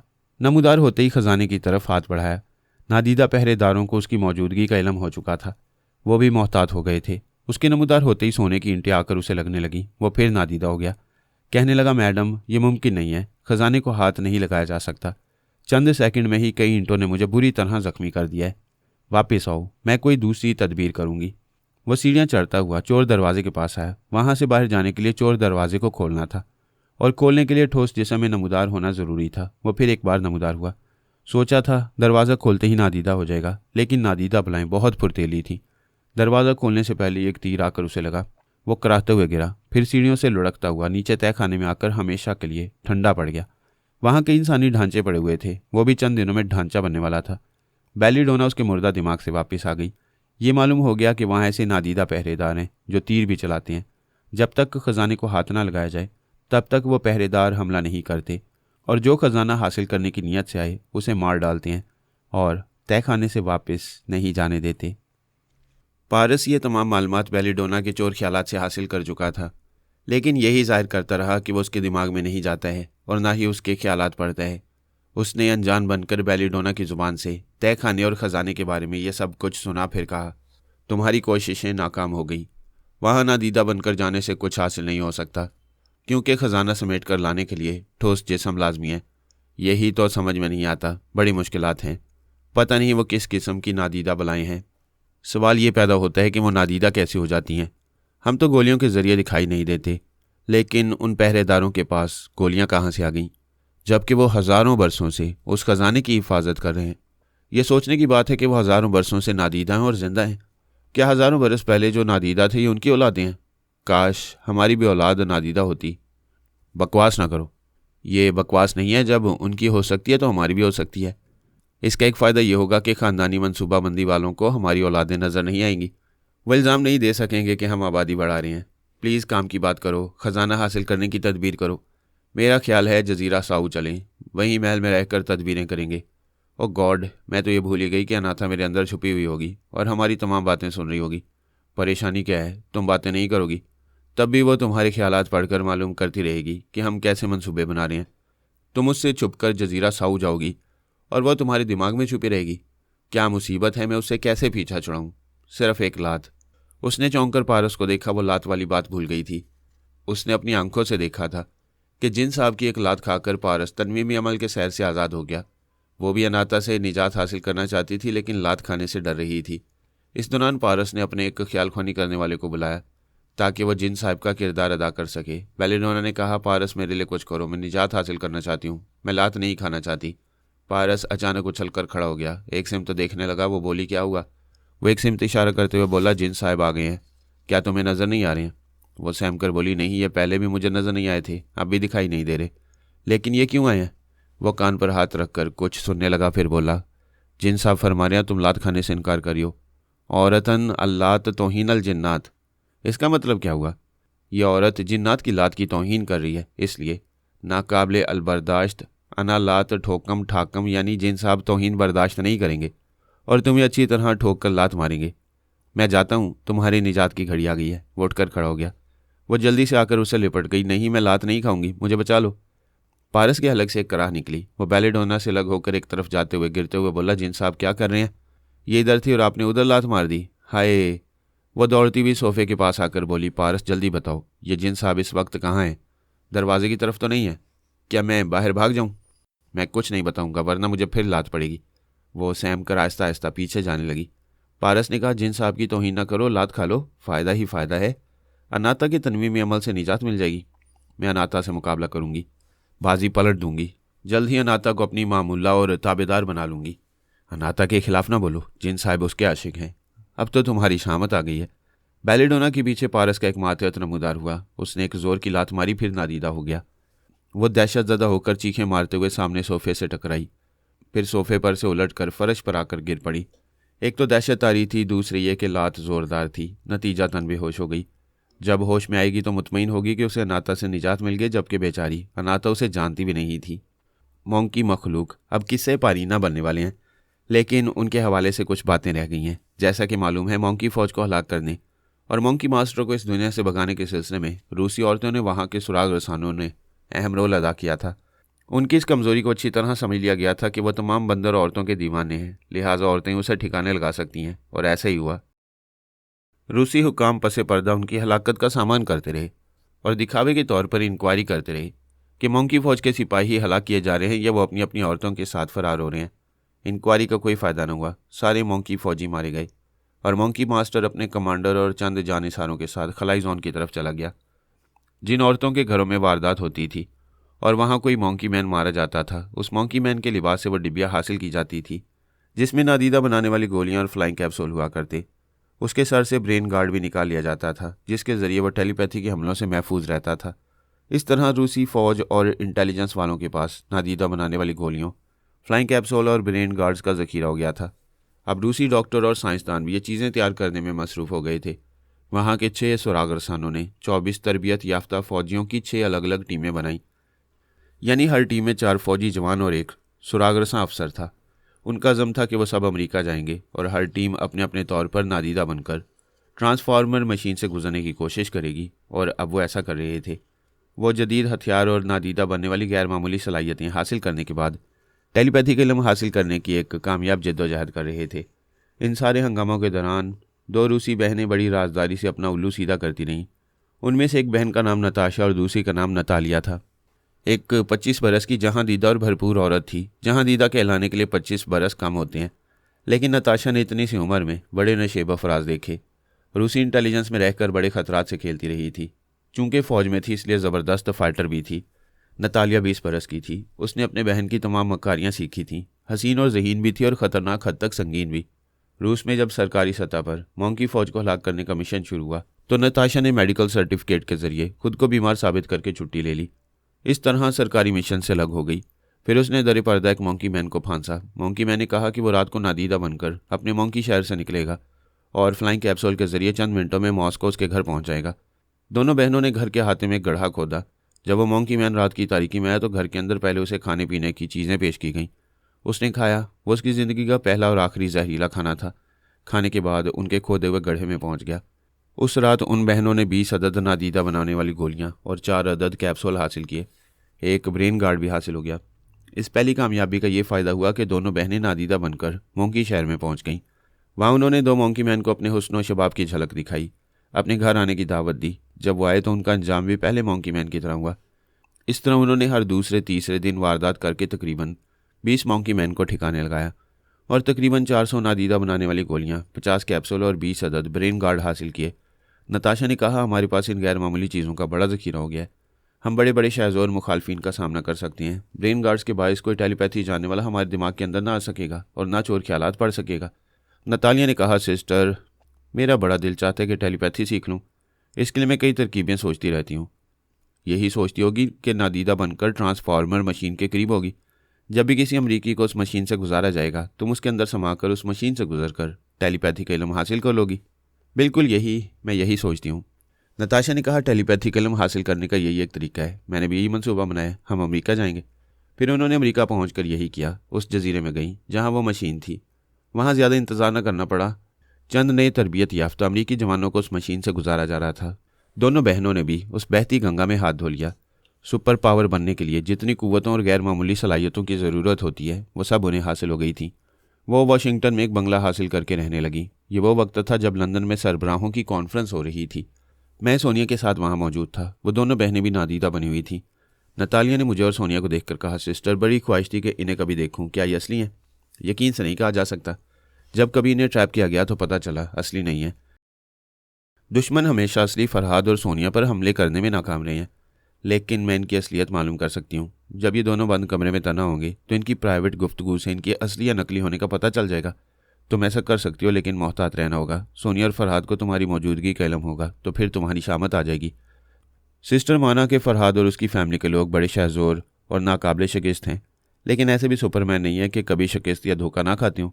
तुम जानती हो मैं किस तरह दूसरों को उल्लू बनाती हूँ। ज़्यादा ना बोलो। मैं ऐसी कुव्वतें हासिल करने के पहले दिन से तुम्हें समझाती आ रही हूँ कि फरहाद और उसकी फैमिली से हमेशा कतराते रहने की कोशिश करती रहना। मैं कोशिश करूँगी, लेकिन सिस्टर, अभी सोनिया के करीब रहूँगी। इस शर्त पर इजाज़त दे रही हूँ कि तुम कभी खुद को ज़ाहिर नहीं करोगी, अपनी आवाज़ कभी नहीं सुनाओगी और कभी उनके दिमाग में जाने की हमाकत नहीं करोगी। मैं ऐसा कुछ नहीं करूँगी। आपको भी फरहाद के करीब रहना चाहिए। हो सकता है हमें खिलाफ तवक्को कुछ अहम मालूमात हासिल हो जाएं। यहाँ बड़े ममालिक और ख़तरनाक तंजीमों के सरबराहान हैं। मैं हर एक के बंद कमरे में जाकर उनकी प्राइवेट बातें सुनूंगी। तुम्हें सोनिया के पास जाने की इजाज़त इसलिए दे रही हूँ कि तुम उसके एक्शन और रिएक्शन से बड़ा तजुर्बा हासिल कर सकोगी, बशर्ते कि कोई हमाकत ना करो। नतालिया ने यही किया, बहुत मोहतात रही। मेरी और सोनिया की खुफिया गुफ्तगू सुनकर नताशा को बताया कि मोंकी मास्टर खला में नहीं गया है, अब इसी दुनिया में और इसराइल में अल्पा माँ बनने वाली है। ऐसे वक्त अल्पा को अपनी मामूला बनाया जा सकता है। नताशा ने कहा, याद रखो हम अभी तजुर्बात हासिल करने के मरहलों से गुजर रहे हैं। हम टेलीपैथी जानने वालों और नादीदा बनने वालों के तमाशे देखेंगे। हमें गूंगे और बहरे बनकर रहना है, उन सब के मजाज और तरीक़ेकार को समझना है। इस तरह हमें बड़े तजुर्बात हासिल होंगे। नताशा का इस कदर मोहतात रहना नतालिया को पसंद नहीं था, लेकिन वो बहन को अपनी माँ का रुतबा देती थी। कोई हुक्म मजाज के खिलाफ उस पर अमल करती थी। आखिर चंद रोज़ में ही पता चल गया कि सोनिया जानबूझकर अपने अंदर छुपे हुए दुश्मनों से बेखबर रहती थी। बाद में उसने अमरीकी अकाबरीन के सामने इंकशाफ किया था कि वह छुपे हुए अमरीकी और इसराइली अलाकारों से बेखबर नहीं थी, उनके ज़रिए उनके आकाओं को बेवकूफ़ बना रही थी। फिर दोनों बहनों ने ज़चकी के वक्त एल्पा के अंदर रहकर जॉन कॉलिन, देवी और मेजर टी हंटर की नाकामियाँ देखी। नताशा ने कहा, इन तमाम वाक़यात से तजुर्बात हासिल करो। अगर तुम सोनिया के करीब नादीदा बनकर रहने के दौरान मुझसे रब्ता करती और तुम्हारी बातों में आकर मैं कुछ करना चाहती तो हम दोनों सोनिया की नज़रों में आ जाते और एल्पा को मामूला बनाने की हमाकत करते तो वहाँ भी हम ज़ाहिर हो जाते। वाकई सिस्टर, तुम बहुत ज़हीन हो। अब मैं खामोश तमाशाई बनकर मुखालफिन की मसरूफियात पर नज़र रखूँगी और तुम्हारी तरह तजुर्बात हासिल करती रहूँगी। वैसे ये हैरानी की बात है कि जॉन कॉलिन और मेजर टी हंटर जैसे टेलीपैथी जानने वाले और देवी जैसी आत्मशक्ति वाली सभी एल्पा के दिमाग में नाकाम रहे और कोई पुरस्कार कुव्वत उस माँ बनने वाली की हिफाजत करती रही।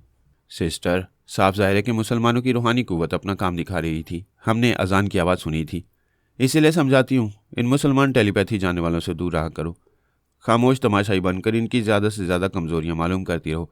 बाद में इनकी कमज़ोरियों से हमें फ़ायदा पहुँचेगा। लेकिन अब सोनिया और फरहाद कहाँ हैं, ये कैसे मालूम होगा? मालूम करने की ज़रूरत क्या है? हमने टेलीपैथी की दुनिया में कदम रखा है।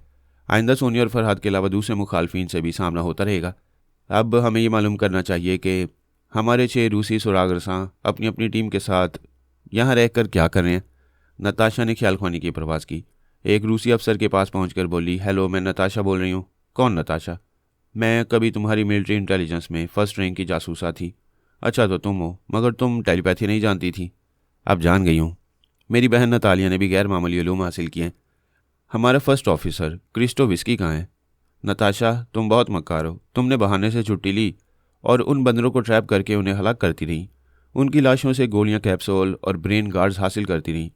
और अब तो तुम बहनों ने टेलीपैथी का भी इल्म हासिल कर लिया। हमने ये सब कुछ अपने मुल्क और कौम की खिदमत करने के लिए हासिल किया है। तुम मुहब्बे वतन नहीं हो सकती। तुमने फ़ौज के डिसिप्लिन और असूलों के खिलाफ काम किया है। तुम ये सब कुछ हमें एतमाद में लेने के बाद कर सकती थी। आला हुकाम कभी एक गोलियां कैप्सूल मुझे न देते। फ़ौज के एक आला अफसर ने एक बार कहा था कि मैं रूसी हूँ मगर यहूदी हूँ। मुझ पर मुकम्मल भरोसा नहीं किया जा सकता और तुमने मकारी दिखाकर अपने यहूदी होने का सबूत दे दिया है। फजूल बातें करने से बेहतर है कि तुम मुझे क्रिस्टोविस्की का राब्ता नंबर बताओ। तुम ज़बरदस्ती मेरे दिमाग से मालूम कर सकती हो। तुम नहीं बताओगे तो मुझे क्या पड़ी है कि मैं उससे रब्ता करूँ। मैं जा रही हूँ। वाला अफसर के अंदर खामोश रही। उसने मुखातिब किया, क्या तुम जा चुकी हो? नताशा ने जवाब नहीं दिया। वह रिसीवर उठाकर नंबर डायल करने लगी। फिर रब्ता होने पर एक मातियत की आवाज़ सुनाई दी, हेलो, कौन? मैं कर्नल विजडम बोल रहा हूँ, फर्स्ट ऑफिसर से बात करो। थोड़ी देर बाद आवाज़ आई, हेलो, मैं क्रिस्टोविस्की बोल रहा हूँ। कर्नल विजडम ने कहा, ऑफिसर, तुम्हें फर्स्ट रैंक की नताशा याद है? उस गद्दार को कैसे बुलाया जा सकता है? उसे तो हम देखते ही गोली मार देंगे। उस मक्कार और गद्दार ने अभी मुझसे रब्ता किया था। अच्छा, कहाँ है वो? उसने कहाँ से फ़ोन किया था? उसने फ़ोन नहीं किया था। तुम ये सुनकर हैरान हो गए कि वो टेलीपैथी का इल्म हासिल कर चुकी है। मेरे दिमाग में आई थी। क्या वाकई? क्या वो इस हद तक गैर मामूली सलाहियतें हासिल कर चुकी है? सिर्फ वही नहीं, उसकी बहन नतालिया ने भी बहुत कुछ हासिल किया है। उसने कब रब्ता किया था? अभी कुछ मिनट पहले। फिर तो वो मौजूद होगी और हमारी बातें सुन रही होगी। मैंने उसे आवाज़ दी थी, मुझे जवाब नहीं मिला। वो जा चुकी है। क्या तुमने उसे बताया कि हम फर्स्ट रैंक के 6 अफसरों ने नादीदा बनकर टेलीपैथी का इल्म हासिल कर लिया है? नहीं, मुझे बताने का मौका नहीं मिला। मैंने उसे गद्दार कहा। वो नाराज़ होकर चली गई। अब उसे नाराज़ नहीं करना चाहिए। हमें उसकी सलाहियतों से फ़ायदा उठाना चाहिए। हमारे मुल्क में 2 टेलीपैथी जानने वाली बहनों का इजाफा खुश आइंदा है। क्या हम उन यहूदी बहनों पर भरोसा करेंगे? हरगिज़ नहीं। अगर यहूदी जलते हुए तवे पर भी बैठकर सच बोलें तो हम कभी यकीन नहीं करेंगे, लेकिन उन बहनों को यकीन दिलाएंगे कि हम उन पर मुकम्मल एतमाद करते हैं। उनसे हमें बड़े फ़ायदे पहुँचेंगे। दोनों बहनें दिमागी तौर पर एक दूसरे के सामने हाजिर हो गईं। नतालिया ने कहा, सिस्टर, तुमने दुरुस्त कहा था कि हमें खामोश रहकर टेलीपैथी जानने वालों और नादीदा बनने वालों का तमाशा देखना चाहिए। ये लोग कितने कमीने हैं। हम यहूदियों पर बिल्कुल भरोसा नहीं करते। नताशा ने कहा, इसमें शुबा नहीं कि हमें अपने मज़हब और अपनी कौम से मोहब्बत और लगाव है। सदियों से हमारे दादा और परदादा रूस के बाशिंदे रहे। हम भी रूसी हैं, लेकिन नाकाबिल एतबार हैं। हमें अकल से काम लेना चाहिए। हमारे यहूदी ही हमारे रहेंगे। हमारी कदर इसराइल में होगी। हमें इसराइल में रहना और अपनी कौम के लिए काम करना चाहिए। हमने अल्पा की ज़चकी के बाद उसकी खबर नहीं ली। क्या उससे बात की जाए? उससे बात करोगी? क्या इतनी जल्दी भूल गई कि गूंगी बहरी बनकर टेलीपैथी जानने वालों का तमाशा देखना चाहिए? सॉरी, भूल गई थी। मैं वादा करती हूँ सारी दुनिया के लिए गूंगी और बहरी बन जाऊंगी। आओ एल्पा के पास चलें। उन्होंने ख्याल ख्वानी की परवाज़ की, फिर एल्पा के अंदर पहुंच गई। वो बिस्तर पर लेटी हुई थी। उसके करीब एक कुर्सी पर ब्रेन आदम बैठा हुआ था और कह रहा था, तुम मुसलमानों से मुतासर हो, ये एक फितरी सी बात है।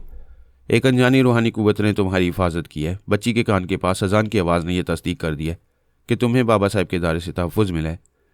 एल्पा ने कहा, पहली बार एक बुजुर्ग ने ख्वाब में बशारत दी थी कि मैं एक बेटी को जन्म दूंगी। आइंदा उस बेटी का फरहाद की फैमिली से गहरा ताल्लुक होगा। क्या ये मुसलमान बन जाएगी? अजान की आवाज़ से तो यही शुबा होता है। ये नामुनासिब है। ये यहूदी है, हमारी है। अगर हम इस पर पूरी तवज्जो देंगे तो यह फरहाद की फैमिली में कभी नहीं जाएगी। मैं खुद नहीं चाहती कि ये पराई हो जाए, लेकिन एक मुसलमान बुजुर्ग का मुझ पर एहसान है। अगर मेरी बेटी उधर माइल होगी तो मैं उसे नहीं रोकूंगी। मैं उसे उसकी मर्ज़ी पर छोड़ दूंगी।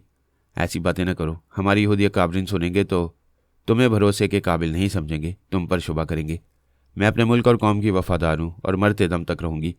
यहाँ के अकाबरीन शुबा करेंगे तो मेरी वफ़ादारी पर फ़र्क नहीं आएगा।